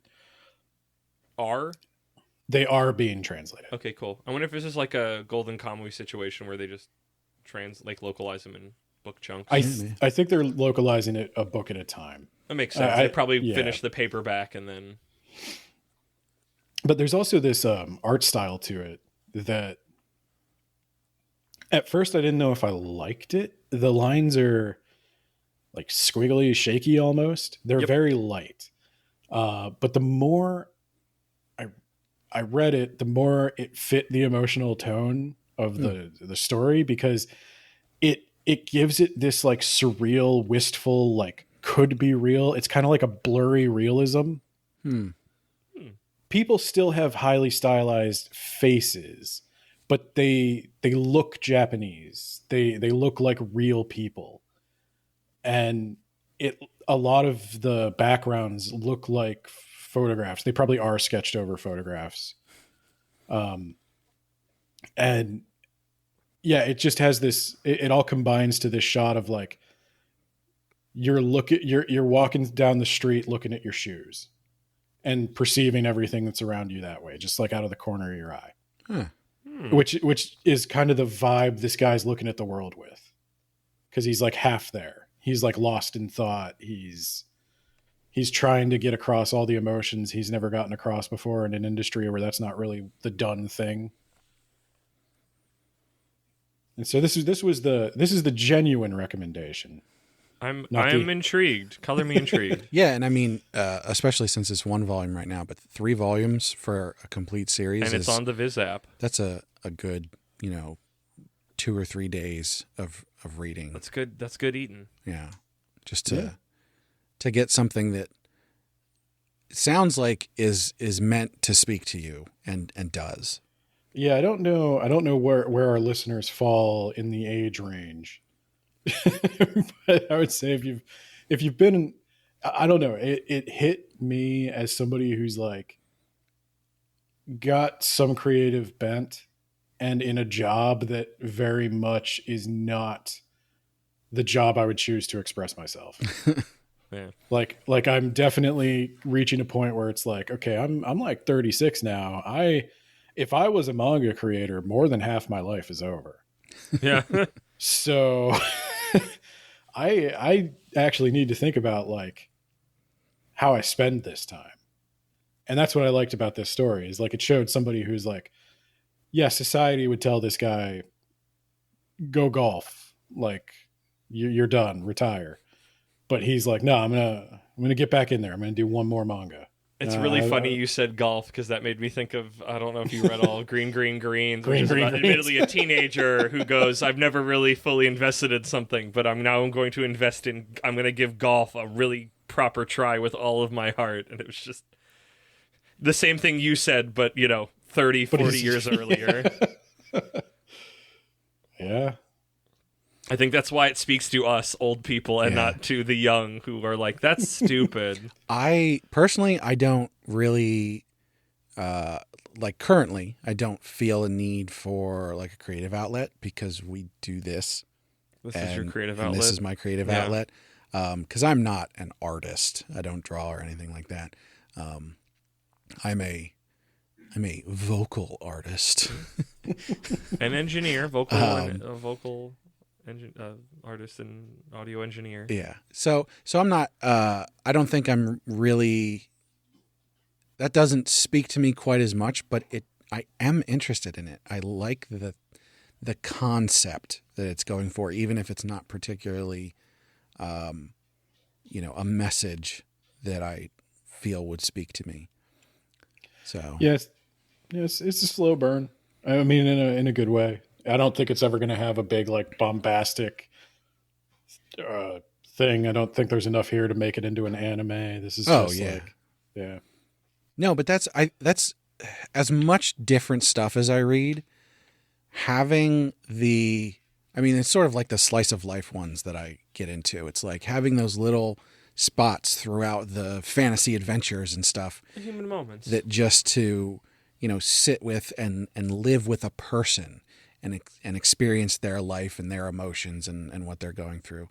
It's a nice way to sort of, I don't know. It's almost like an after dinner mint. It just sort of cleans you out, Like, that is certainly a way to put it.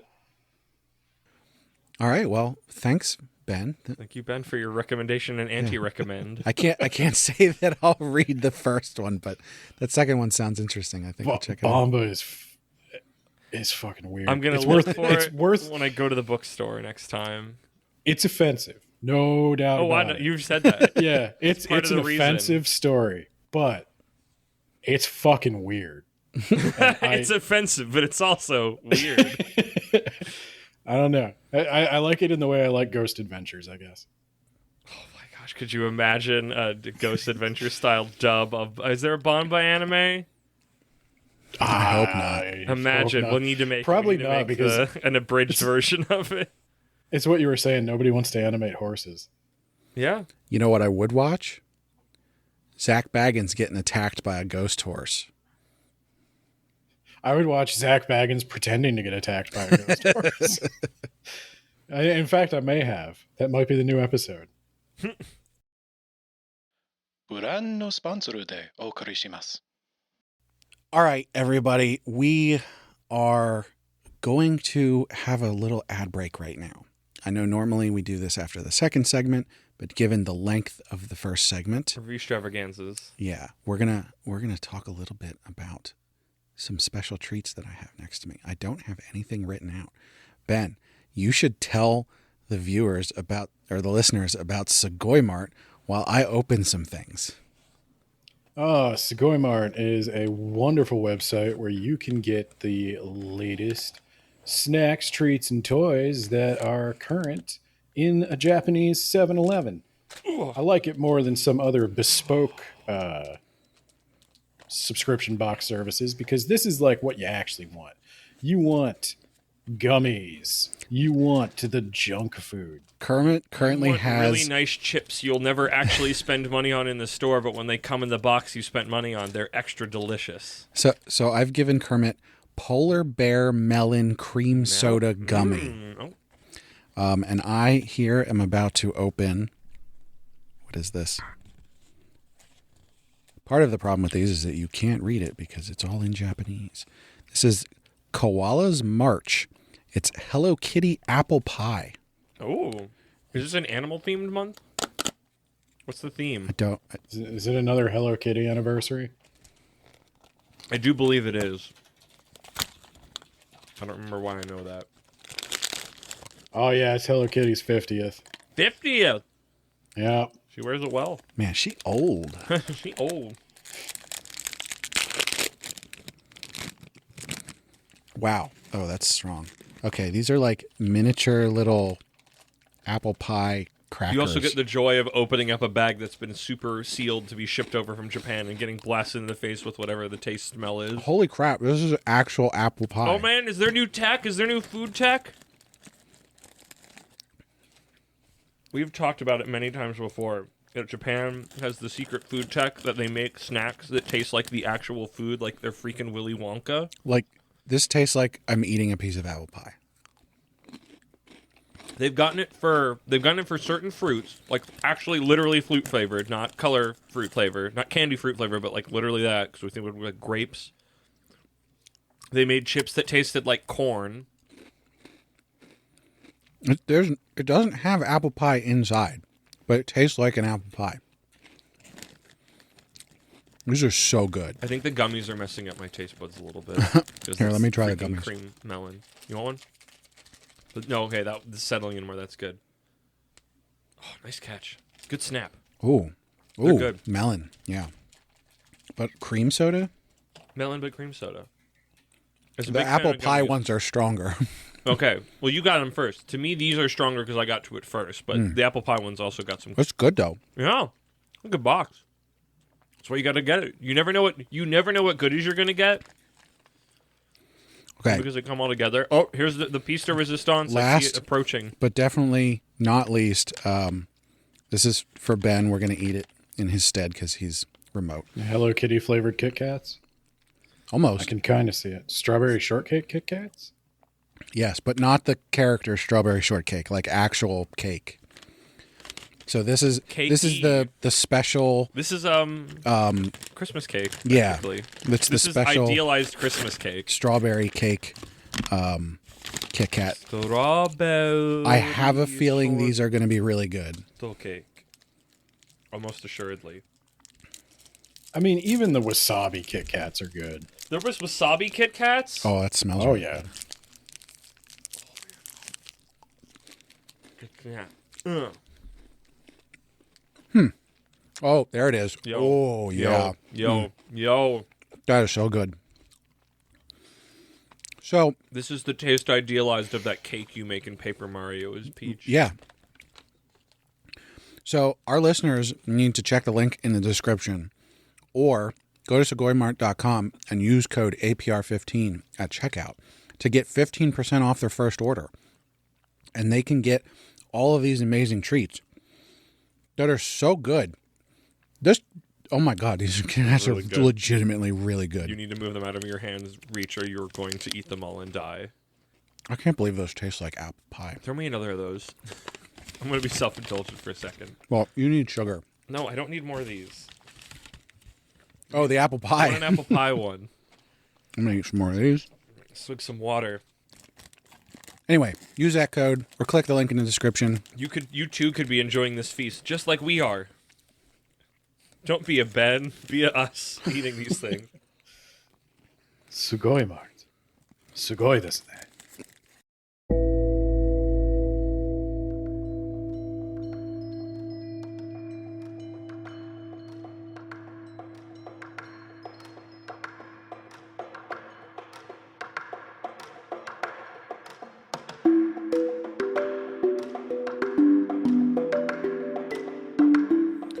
Okay, well, now it is time for a triple isekai recommendation. Bam, bam, bam. This is an important segment because, as we all know, there are so many isekai and most of them are terrible, but there are good ones out there. And so I am here to present them to you. Ben and I are here to roll our eyes. So the first one that I'm going to be recommending to you is called I Want to Play Happily in Another World Because I Got a Heavenly Castle. Okay. Or Teku no Shiro o Morata no de Isekai de Tanoshiku Asobitai. Isekai. I knew Isekai. Isekai was in there. He said Isekai. You should know what Shiro is, Shiro? White. which I'm looking at going, That must have something to do with Heavenly Castle. Tenku no Shiro must be Heavenly Castle. Is it Tenku or Tenko? Tenkuu. Tenku. Anyway, this is an adaptation originally written by Ino Mitsuru, Big surprise. who also wrote or is currently writing. I don't know if that's still coming out on the novel sites, but Easygoing Territory Defense by the Optimistic Lord. Production magic turns a nameless village into the strongest fortified city, which is obviously a ridiculous name. I really like that series. Is that manga's genre tower defense? Sort of. It's a lot of fun. But we're not talking about that one. We're talking about Heavenly Castle Isekai. Drawn by Matsuki. And for some reason, they have a second name on here.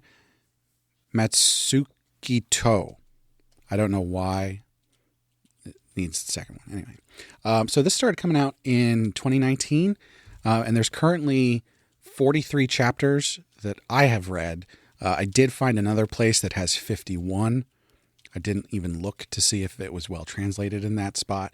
Okay. Wouldn't recommend looking other places. Is the current spot you're at good or passable? Oh, it's good. Yeah. Okay. It's like, I mean, none of them are on there are necessarily professional quality, but like there's obviously levels to scanlations. There are. I remember of one you suggested before, Skip and Loafer. Yeah. Whoever was localizing it for the first like 30 some chapters or something, or maybe I don't remember the number now. It's been a year.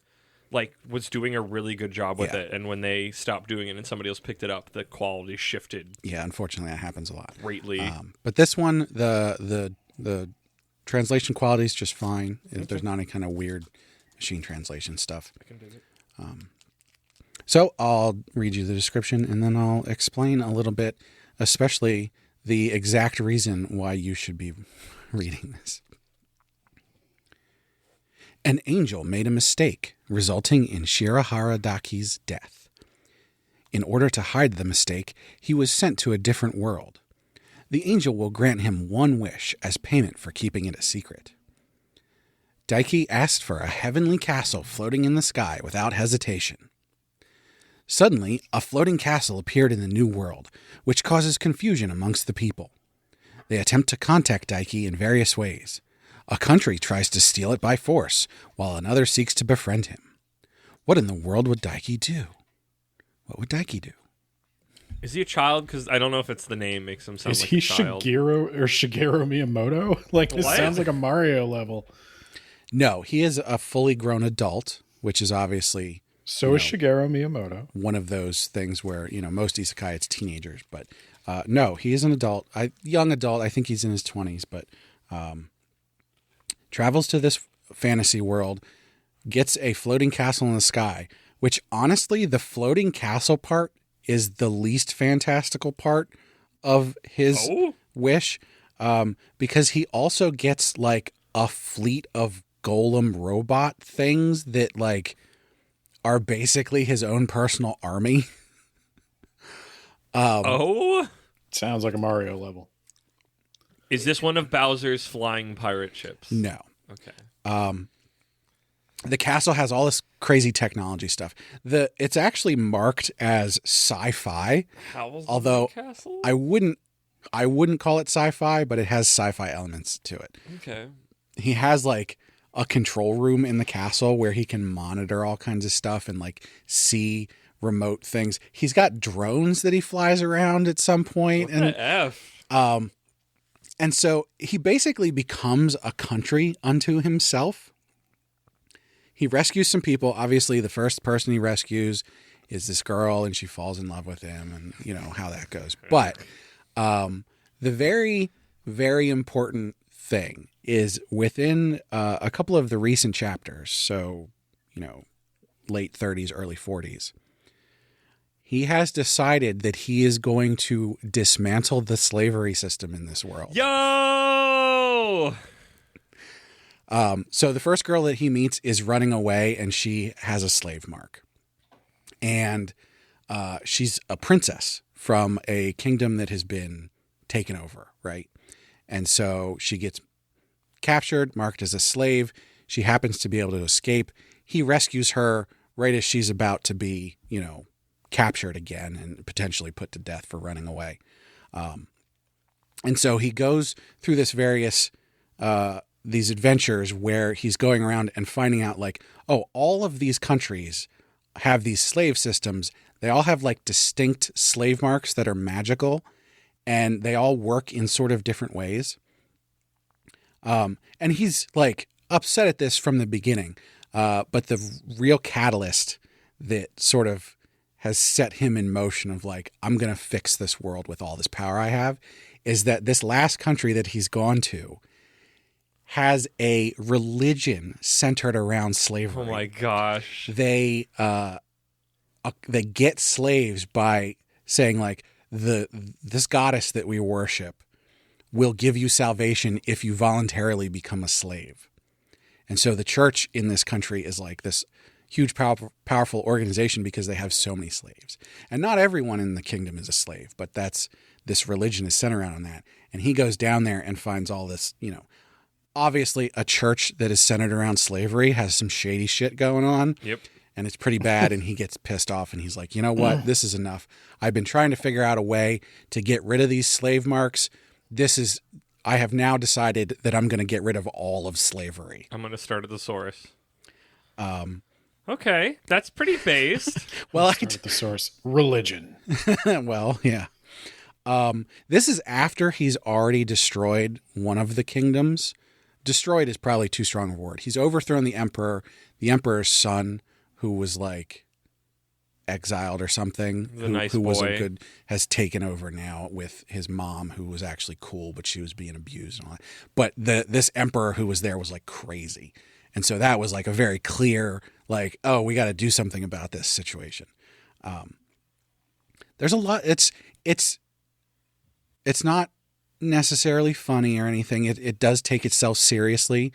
But there's a lot of action adventure going on in there. And a lot of the interpersonal relationships are good. There is some comedy moments. A lot of it centers around, there's this one kingdom. Actually, I think it's like one of the only kingdoms that doesn't have slavery, who send an envoy who happened to be the prince and princess of this country. Oh. And they're sort of like an Arab nation kind of thing. Okay. And it's honestly, it's not treated poorly. Like it's fairly respectful. They're like very upright and like. What's the comedy then? They're like court magician guy. It goes crazy about the Heavenly Castle. He's trying to figure out everything possible. Mm-hmm. He's completely obsessed with it, and he's sort of like an idiot. So there's a lot of like comedy centered around that. But for the most part, it's sort of like interpersonal relationship stuff, not to like the level of like a Frieren or anything, but like no, but there's some good moments to be had in there. It sounds like. So overall, not a terribly heavy read, but just a good time, and then you get some catharsis in there of like, oh yeah, he's got all this power. Now he personally is not powerful, but he is the sole person who can control this flying castle, which is the nation essentially. Right. So yeah. Let's see here. One thing that I was surprised by, because as I was putting together my notes for this, I grabbed ratings and everything. This is a series that I really enjoy. I don't think it's bad in any way, but it's only rated 6.89. And I don't know why. Like, there are other things that are rated higher than that I read that are definitely worse than this.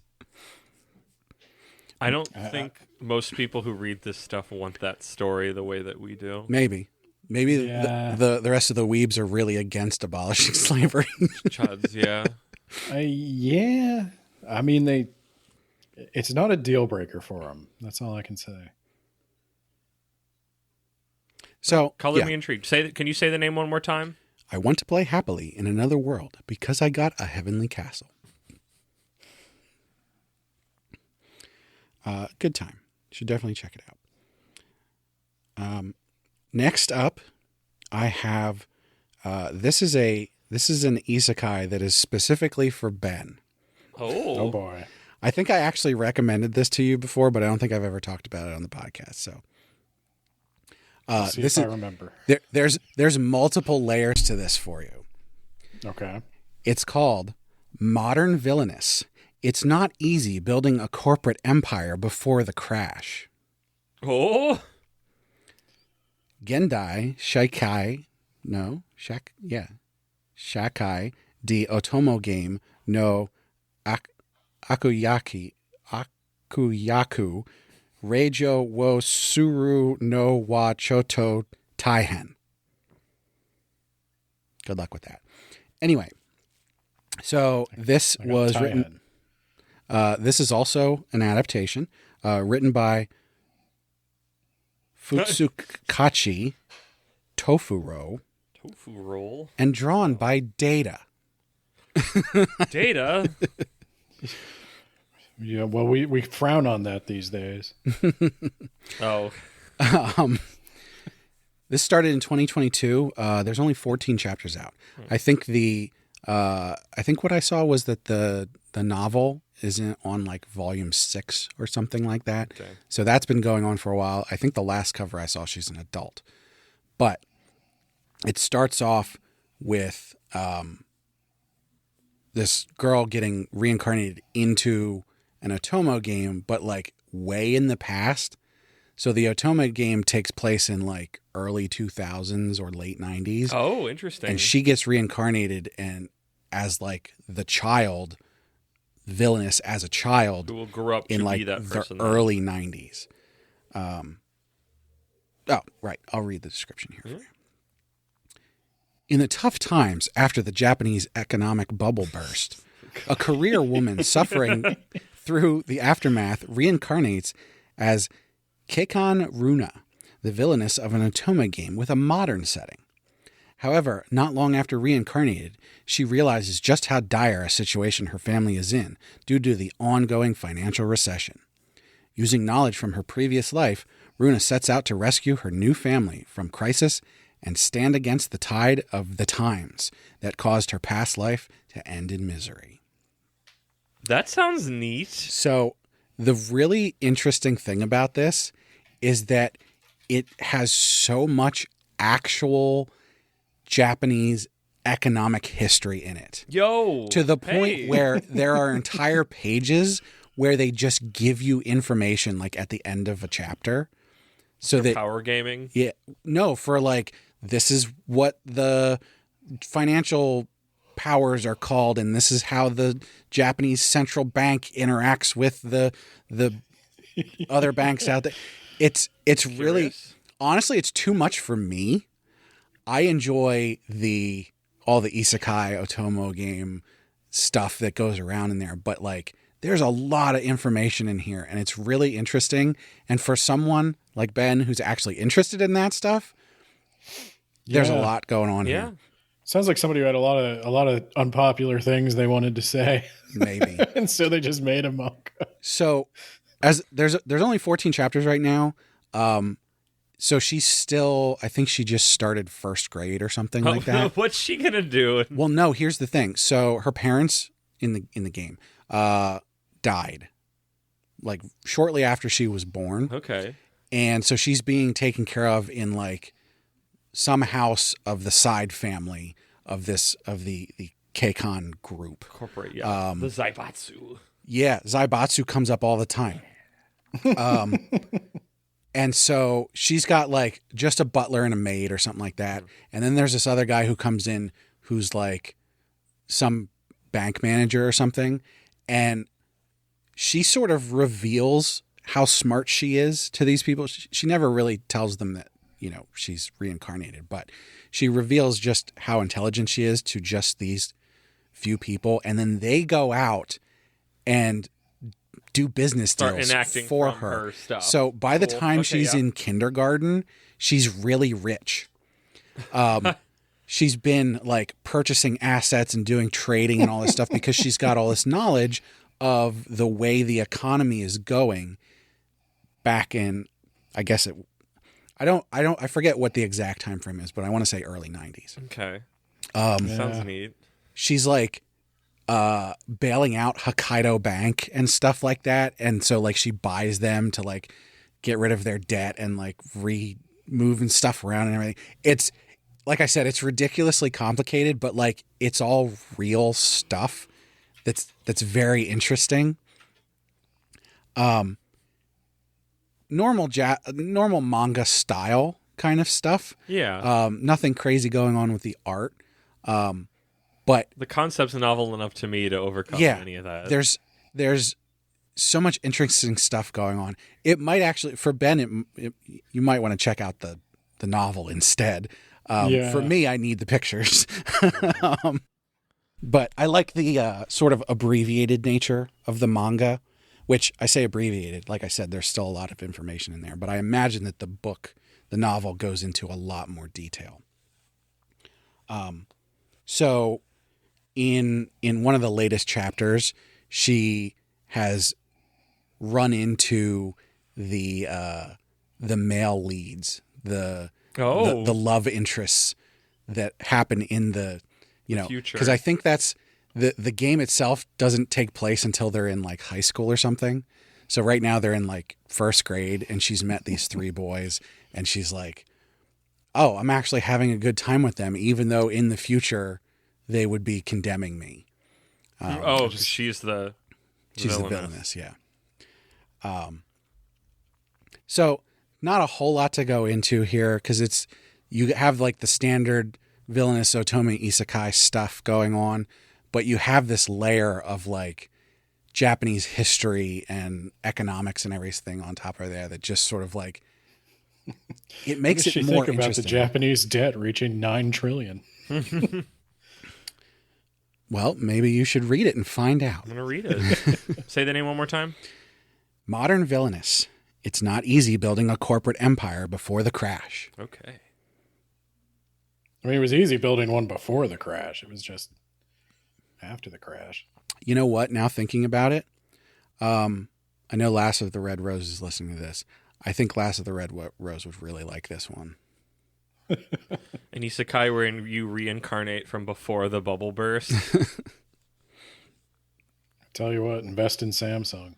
And then you just use your knowledge of after that to make sure the bubble never bursts. Well, I wouldn't you stop say the that bubble from bursting. You just keep yourself good. No, but she's sort of doing assets. that. She's keeping from the second. She's keeping it from the second crash. The like rescuing Hokkaido Bank, and like through a proxy, she's making deals with like the central bank and stuff like that, and like figuring out how like the loans need to happen and everything. It's I read it and I go, man, if I reincarnated as a child, I wouldn't know step one of what to do in these situations. Like, invest in this company that I know that just barely exists now. That's going to get really big. Yeah, I would invest in Apple. I know and Apple's Google always the go for, and Microsoft and Nvidia, and that would be it. I would be like, well, that's all I can do. That's what I know. That would be enough, honestly. Well, yeah, but it would find somebody smarter than you. Tell them what's going to happen, or like find a financial planner and just be like, okay, let's assume I have a belief that the world is going to come to an end in this way. How would you set me up for that? And then that could be your romantic interest. It writes itself. Yeah. Boom. So this had a bunch of tags on it, but the main one that stood out and the one I think that was important is the drama tag. There's some funny bits in it here and there, and there's some... I think there's going to be romance in the future. There's not now, obviously. Yeah, she's like 6 or 7 or whatever. So obviously there shouldn't be. But it's an otome game. It's common. Yeah. And currently rated 8.14.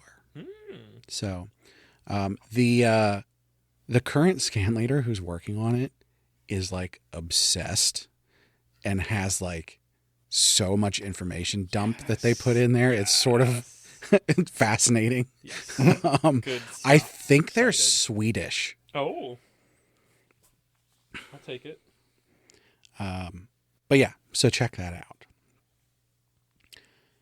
All right, so last one for you here. And this one I'm gonna turn some stuff on its head here. Oh. So my God. this is called I Picked Up This World's Strategy Guide, Huh. or Kono Sekai no Koryo Kuhon wo Hirote Shwo Shwo. Shima Imashita. Prima strategy guide. This one is not an adaptation. Written and drawn by Atchi Ai. Cool. And I did say that right. ATCHI AI. This only started in 2023. Still fairly recent. There's currently only 12 chapters out. Very doable. This is a weird isekai because the only thing that is isekai'd here is a book. So the person who gets the book. Sana, the daughter of an item shop in a corner of the castle town, went out to the forest to pick medicinal herbs as usual in order to make recovery potions for the store's products. There, Sana picks up her mysterious book. Because she read the strategy book, the daughter of the item shop, who shouldn't have anything to do with the story, is greatly involved in the story of the game. Another world, romantic comedy, adventure, fantasy. I love the idea that a story is occurring that the person who finds it isn't a part of, but then is instantly like, because they get to learn about the story that is happening, just show up in these moments and be like, man, this is really compelling. Yeah, so honestly, it's not too far in at this point. Like I said, 12 chapters, but I want so much more of this all the time. It is the most interesting isekai that I have read in such a long, that I've started in such a long time. It starts out, so she picks up this book and reads it and goes, wait a minute, this is describing all this stuff, but it happens in the future. Like, what is going on here? And she reads through it some more and finds a passage about her brother who died. And so using that knowledge, she's able to save him, which obviously changes things. Yeah. But there's this weird thing where things still occur in ways that the strategy guide has already laid out, even with her making changes to the world. Like later on, she goes and finds the hero, and he's got this whole backstory that she sort of screws up, but he's still able to sort of go down the path that he needs to because of another way that she's intervened. It's all endlessly fascinating. Very Oingo Boingo Brothers of you. But also, like, it's cute and endearing. She's a little cutie pie. Yeah. She's only like, what, 14, the fact that it's not just like here's this young upstart who's now going to become the hero, because like the fact that like that's playing out and she's just sort of on the periphery. Yeah.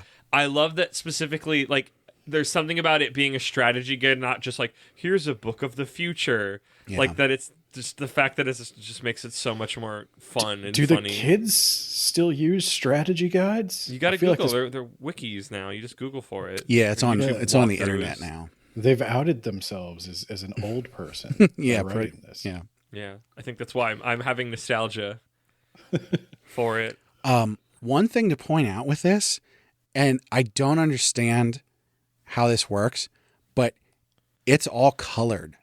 Whoa. It's in color. Really? Yeah. Where's it releasing? I'm assuming this is the Yeah. That's in impressive. in the place. I have to assume that the mangaka is coloring it. Wow. Yeah, because who would be coloring this? Not just barely starting Yeah. series, 12 chapters. But in? it's like it's a normal manga style, but it's in color and well colored, not like that weird kind of like coloration fan color that you get Is it sometimes a where you're like, webtoon or How no, much does it? Do you know how much Might it just be a releases? Or, webcomic. no, not yet. You're getting it at the rate that whoever's been I translating. I don't translates it. think there's much more in Japanese than the 12 chapters. Interesting. I think it's a once a month thing. Like I said, it started in 2023, Yeah, so that makes sense. once a month for 12 chapters, that would make sense. But yeah, it's a lot of fun. There's a part where there's this prince who is a major part of the story, and like he's sort of a dick and everything, and he comes to this town, and he's going to be interacting with this town in a way that later on will be a part of the story, because I don't want to spoil things, but he did something bad. And so she gets herself into a situation where she's going to be a dancer at the bar that he's going to, where the bad thing happens, that he like gets this bar shut down and stuff. And as she's up there doing that, he starts to sort of make a fuss and everything. And she's like, I'm a fortune teller. Let me tell your fortune. And starts rattling off this information from the strategy guide about the prince of like, he likes, what was it? I don't think this was right, but it's like, he likes bananas or something like that. And so she like acts like she's a fortune teller with this. And he like is completely taken aback, except now he's obsessed with her and he keeps trying to find her. The hero that she meets is also, he's a little cutie too, because he's very young at the start of this. This is before the game actually starts. And so there's like, she's like getting in his backstory and all that stuff. And there's stuff with him about like, he's got red eyes and the villagers are scared of him. But then like the village gets attacked and he saves them by like going into beast mode or something. Curious. And they're still scared of him, even though he saved them. And so he has to like leave the village and everything. But she screwed with that because she gave him potions that he wasn't supposed to have, which were like really good because she's got the strategy guide that lets her make the best potions. And so when the village gets attacked, he takes these potions and is able to just defeat everything. And so all the villagers love him now instead. But he's still like, I have to go out and become stronger. So he leaves anyway. Okay, no more. You've said 12 chapters. Yeah. I've been given well enough to sate my palate. It's a lot of fun. Curious. So I think I'll be reading this sometime. And especially at 12 chapters, it's so easy to get into. Very easy. So I think translation's okay. Yeah, no, it's an excellent translation. Cool. You wouldn't know that it wasn't official. Cool. So, okay. So yeah. So there's those three. Say it one more time. That is I picked up This World's Strategy Guide. Or I picked up This World's Strategy Guide, because there's an exclamation point at the end. Nice. But yeah, those are the three isekai recommendations. I picked up This World's Strategy Guide. It's called the Bible. I think the only place it tells the future in there is Revelations, and that's get right no with Jesus. He's good. Anyway, I hope everybody enjoys those. Jump on our Discord and let me know if you read them.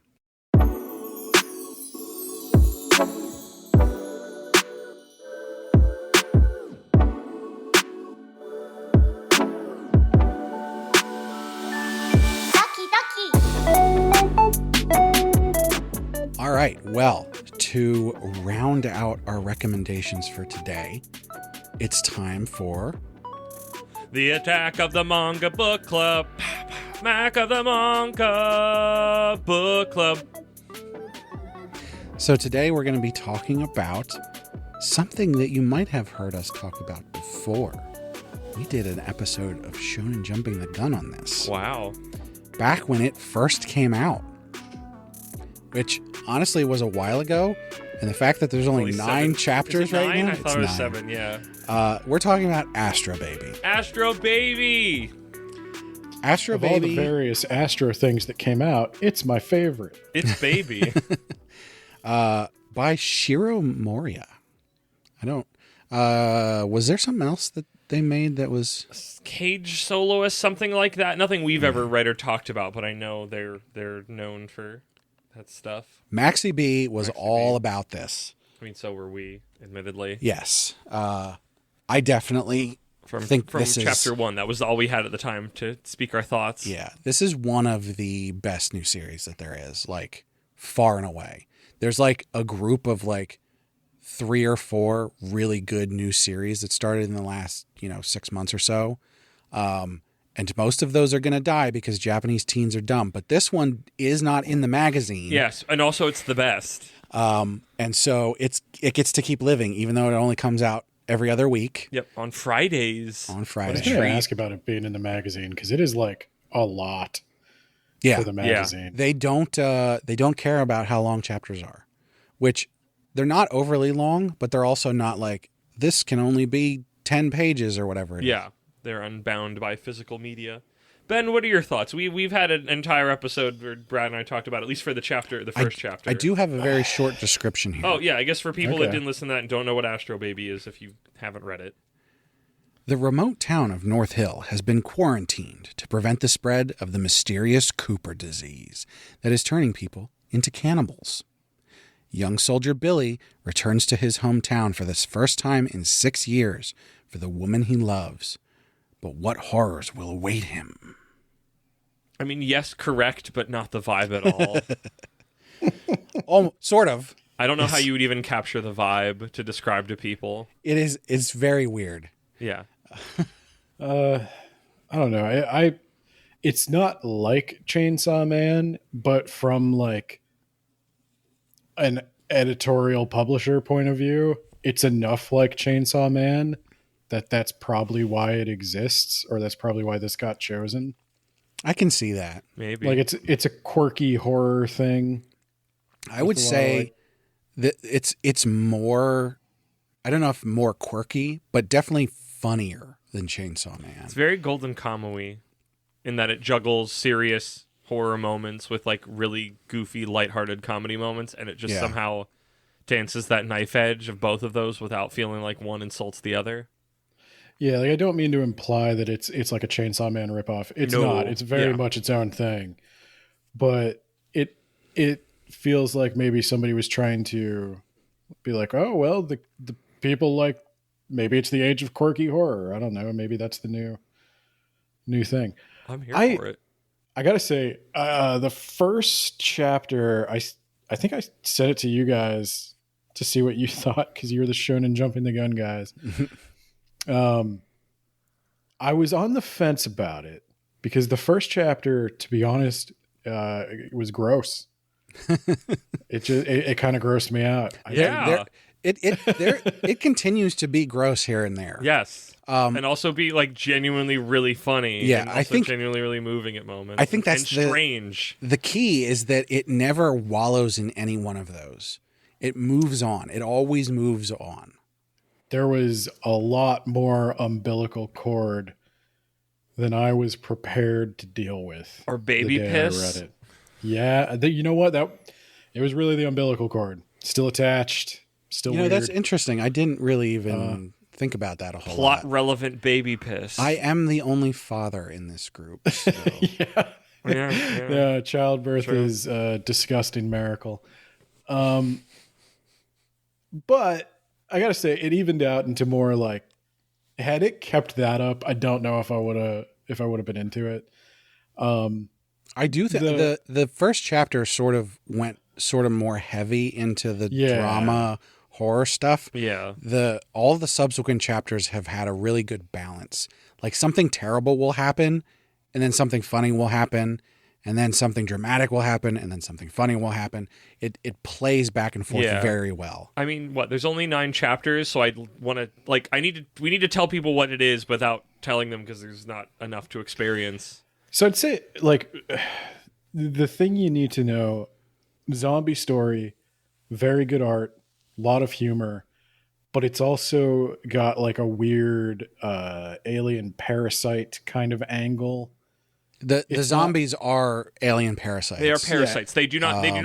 They don't spread like a virus. They literally jump from host to host. They do not spread from host. There is a set number of them. And to our current understanding, it really revolves completely around the fact that one of these aliens, which is newly arrived, gets inside of a baby, and then our protagonist is like helping this baby because this baby's like, I'm going to defeat the rest of these and it's things. also the child of the woman he loves, but it's not his child. Read chapter 1. Just read Astro Baby. Just read Astro Baby. But It's again, free. Well, to tie it into Bomba, it's another The one of first those, 3 chapters are free. yeah. Yeah.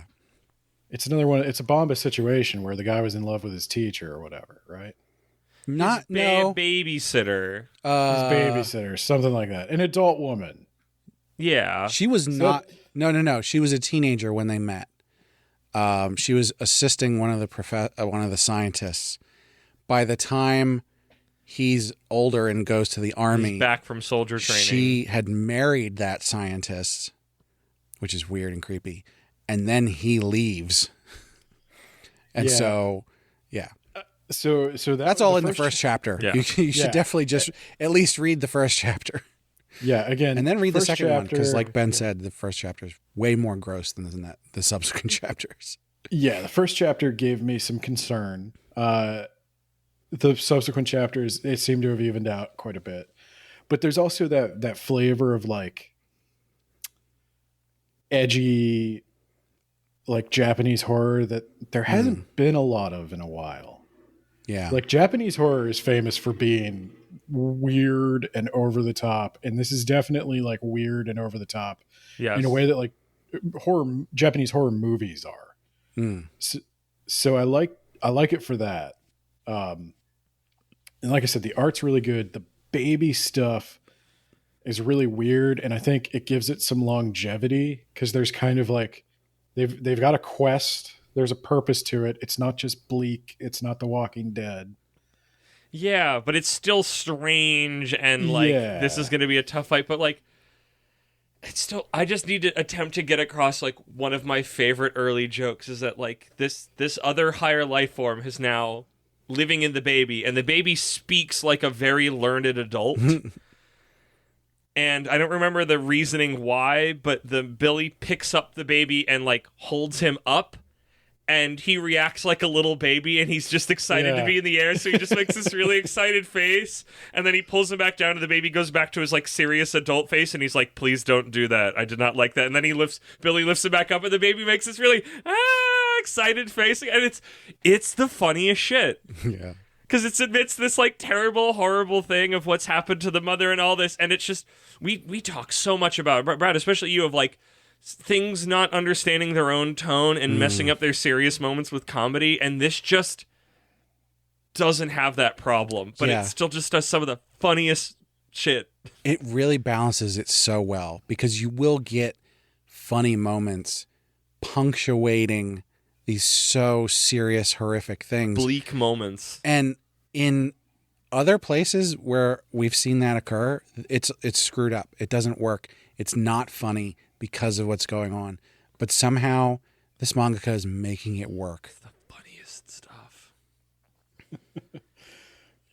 Full And it's Metal moving. Alchemist. It needs to be more. I've yelled at a friend of the podcast, Vizlaman, and literally sent him with a link to this because he asked for a link. I said, read this, you shit. Because I was just like, why are you not reading Astro Baby? It's literally the best manga right now. I sort of hope that everybody's already reading it because of our Shonen Jumping the Gun episode. Yeah. But as there's more chapters now, it's been 2-3 months, If something the like that. 3 free chapters don't speak to you, don't speak to me. But we wanted to make sure that people understand, like, this is definitely something to check out. Yes. It has lived up to the hype that we had in chapter 1. Yes, it lived up to my comedy rating. If you didn't listen to the episode, I have this big feelings chart, and I made comedy rankings at the top and the bottom that I thought we'll never use these. But it hit at the maximum emotion good section of if anything happens to this manga, I'm going to kill everybody on this Discord and then myself. And you know what? I still hold by that. I continue to love Astro Baby. It brings me delight every other week when it comes out. I'd add the caveat that it is still a horror manga. I mean, it is still like bloody. Like Yes, it's a at grubby times. manga. So Yes. if you're not into that, If you're not into that, it's not going to make you into that. I gotta say though, like, I'm not someone who it's my caveat. You can enjoys. still talk to me if you're kind of squeamish about it. That's okay. That's acceptable. I'm not someone who enjoys horror. Like the Junji Ito stuff that I've read, I don't want to read more. Horror movies and that stuff, like those things that you're into, Ben. Like I'm not down with that. I really liked Tucker and might Dale be. versus the Forces of Evil. This gives me Edgar Wright vibes too. Where it's like Yeah. you can feed me horror if it's like half of the dish, and the other half makes me go. If there's Yeah, some yeah, relief, exactly. some relief from the tension. right. Horror and comedy are closely related because they are all about tension and payoff. Yeah. Yeah. And this is one of those ones they just do it so well, and it's one of those things where I have a very small target in this sort of space, and Astro Baby bullseye directly. Really, I don't want to spoil what it is. It's not even plot important, but a really, really funny thing just happened at the end of the last chapter that came out, the latest chapter at time of recording. That was the most just like, oh my gosh, what's happening? And just I've best. found it art hilarious. Art also designs great. Love the art style, like different. There's in chapter 1 we talked about in the episode, but like there's this weird like 1940s BioShock cartoony style for like their like pictograph stuff. The news in the broadcast, news, and the news broadcaster. Like I love it. It's so cool. It which hasn't come look back, like it. by the way. That was there's like an ad somewhere that has that style. I swear I saw it again. It was so specifically like, this is a completely different style. Yes. Because they're obviously trying to differentiate this cartoon in the world versus the actual world that we're looking at. Yeah. And it's wonderful. The coolest looking old man, the most Master Roshi old man I've seen in a while. And I say that like endearingly. I don't think he's a terrible pervert, but we haven't known him long enough to know for sure, but I doubt it. He seems cool. He seems rad. Like genuinely like 80s, 90s, wear the sunglasses, rad. But yeah. You didn't have any follow-up for that? What? For Grandpa? What about Grandpa? He's cool. He's cool. I said that. But like, that was it? You didn't have more to say? No, I just said he was radical and a funny thing happened with him. You got to read it. You got to know. There's only 9 chapters. I can't reveal any more secrets to you. You have to read it. I would not want to ruin it for you. Yeah. Trying to think if there's any other key moments that are like, we should probably describe this.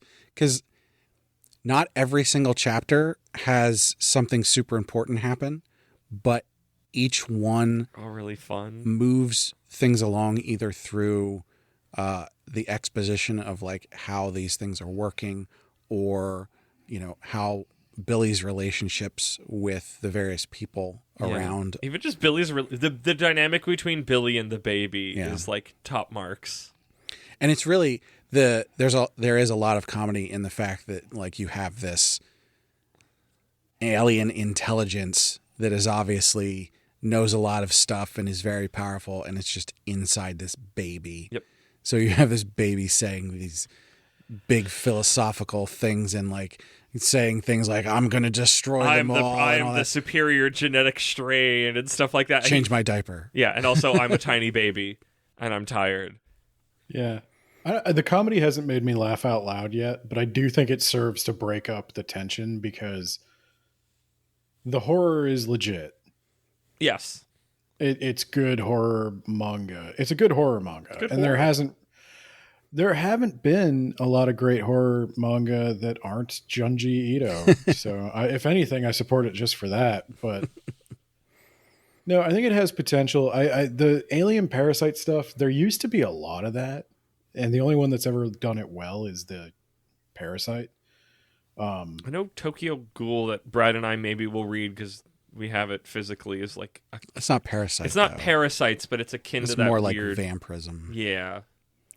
The way that the parasite works is interesting because at first you're looking at it, and if you're familiar with Parasite, the series, you might go, oh, they're going to do this parasite thing, but it's not like that at all. It's not like that yet. I think we're still figuring stuff out, but I think it seems like it's doing its own thing. They don't. I mean, there's like accelerated healing that it gives you and stuff like that, but it's mostly just it takes over the person, and then they're stronger than the average person.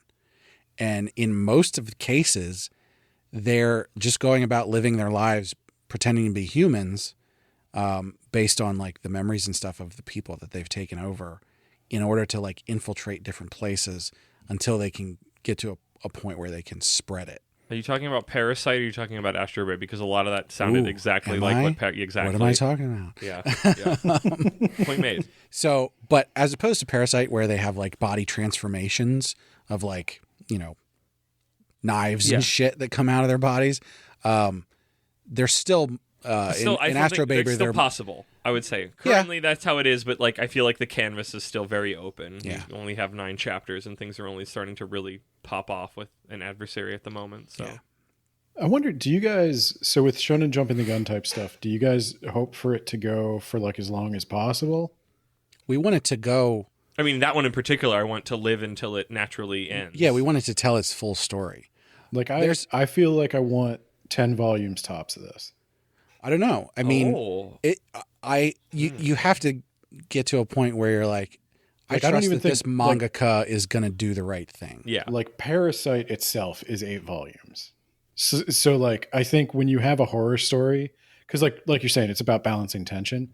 There does come a point where it just becomes a superhero story, like a dark superhero story. Yeah. So in order for it to keep I think tension peaks after a certain amount. Like a long, really epically long horror does not exist. Yeah. If you keep moving the goalposts, it's just exhausting. Now that said, these chapters are longer, but not a ton of stuff is actually happening in them. There's a lot of just like really good art that just takes character up moments, pages. setting building. Yeah. So we haven't wasted in these 9 chapters. We've got a bunch of exposition, and we know a lot about, sort of the greater thing that's going on. But like we didn't go anywhere yet. We're just like at this place he went to try and hide out. Destination and things are popping that's off it. now. Yeah. Yeah.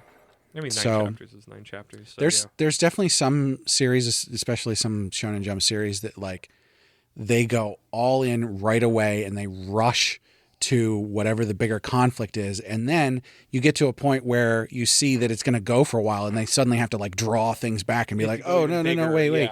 Yeah. This is not doing that. This is definitely going, we're going to go for a while. We have a story to tell. So yeah, I mean, with 9 chapters, it's hard to tell, but so far I would say that I'm leaning towards trusting this mangaka, that they're going to tell their story and then it'll be over. Yep. Agreed. So go read Astro Baby. Astro Baby. It's on Viz. Go read Astro Baby, you shits. Which app is it on? It's on It's on Shonen Shonen Jump. Jump. Okay. I believe it is also on Manga Plus, if that's your thing, where you could read it all for free, as long as you don't have to reread a chapter. This is always a weird thing for me because about Manga Plus. I read mostly online. So on the Viz website, everything is on there. But if you use the apps, there's 2 separate apps. There's the Shonen Jump app and there's the Viz app. I don't mess with the web. There's 2 apps, and some of them are web only. And Yep. Yes, Astro Baby. Dawn to Dawn, web only on the Shonen Jump app. Dawn to Dawn, not web only on the Manga Plus app. Very strange. I think it's how they tag themselves in the app Exactly. store. Yeah. So yeah, I think there's only like Freerin is on Viz Yes. Correct. along with Komi, but everything None of else those is on are in Shonen Jump. or Jump Plus. Yeah. But it is also it is strange to me that Red Cat Ramen, which is a Manga Plus series, is a Jump Plus series, not on the Shonen Jump app, only on Manga Plus. Very strange. Tokyo these days is on Viz. That was my recommendation. Correct. It's not on yes. Shonen Jump. It is on Not Viz. in Jump or Jump Plus. But you can get the Shonen Jump app and the Viz app for $5 a month between yes. the 2 of them. Yep. Totally worth it. Worth it. Go listen to all of the episodes where we've talked about that over and over again. Or the panel, my Shonen Jump panel, that I also talked about that if you need a visual representation while it's being spoken about. Yeah, it's better than Amazon for now.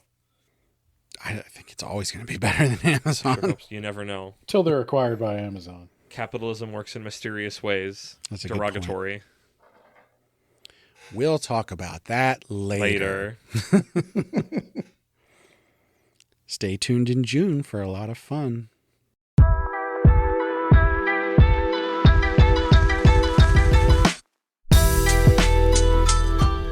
Well, thank you for listening to That Time I Got Reincarnated in the Same World as an Anime Podcaster. That has been Reviewstravaganza 3. Here's hoping we make it to 4. He's crossed. Tell your friends. If we get really big, then we have to keep doing it. Tell your We're enemies. obligated to.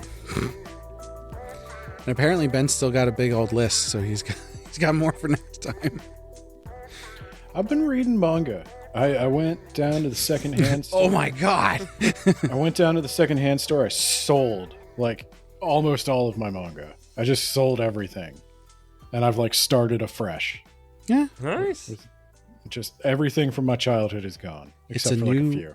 It's a new chapter in your life. It's a new day. It's Yeah. a new dawn. It's a new tankobon in your life. It's a brand new attitude, but you still gotta read them all.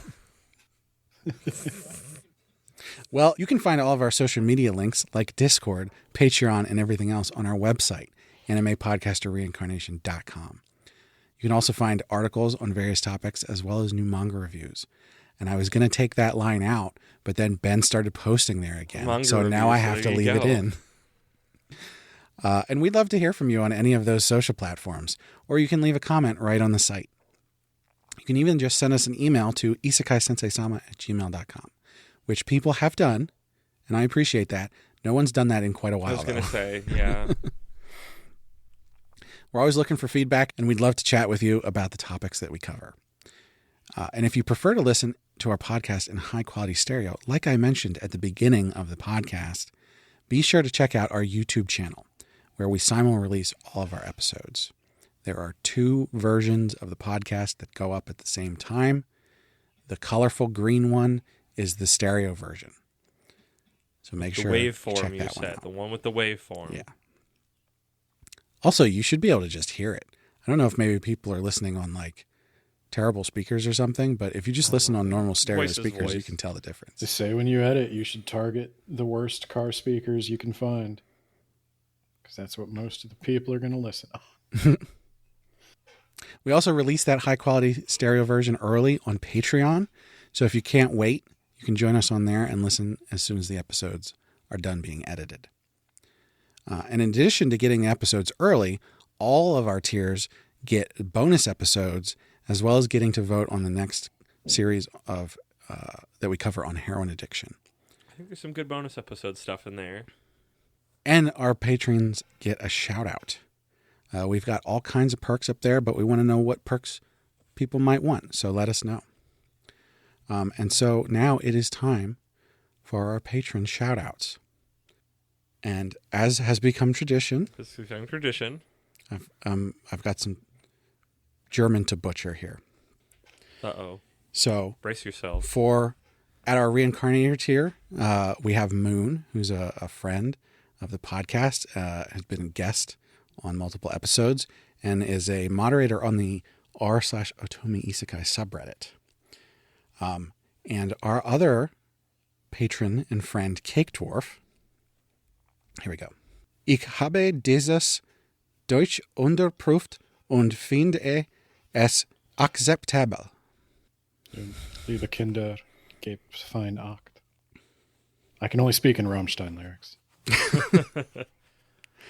Well, at our merchant tier, we've got Kill Hour. And last but not least, at our commoner tier, we've got Rena. So thanks so much to all our patrons. Yes, thank you, patrons. We really appreciate it. And before we go, we want to thank Sugoi Mart. Don't forget you can get 15% off your order by using the link in the description or using code APR15 at checkout. Ben, you got anything fun going on with Words About Books? Fun, maybe. What have we done? What will we be doing when this comes out? When does this episode come out? In like 3 days. 3 days. Okay. More talking about Tolkien. We're getting towards the end of The Hobbit. Only a few more of those left. And then Lord of the Rings is going to take years, though. Lord of the Rings will probably take years, unless people stop listening. Then I'll stop doing it. It's kind of been. There's going to be a weird gap episode coming out next, judging books by their cover, where we judge books by their cover. It's exactly what it sounds like. But in between that, I explained what the hell was happening in Mona Lisa Overdrive, and we will be covering Do Androids Dream of Electric Sheep. Nice. So it's kind of a cyberpunk month over there on Words About Books. So if you like cyberpunk, and Then you should probably read it instead of listening to Words About Books.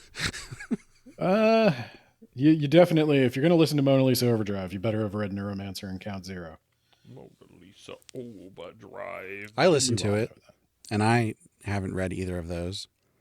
Did you follow anything that was going on? No, not at all. Yeah, it's deep.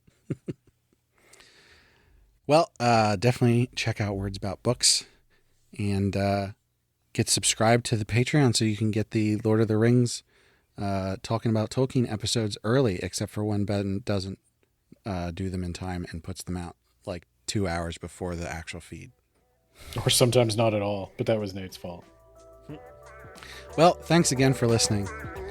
And should you find yourself enjoying a strange new world, be sure to leave a review.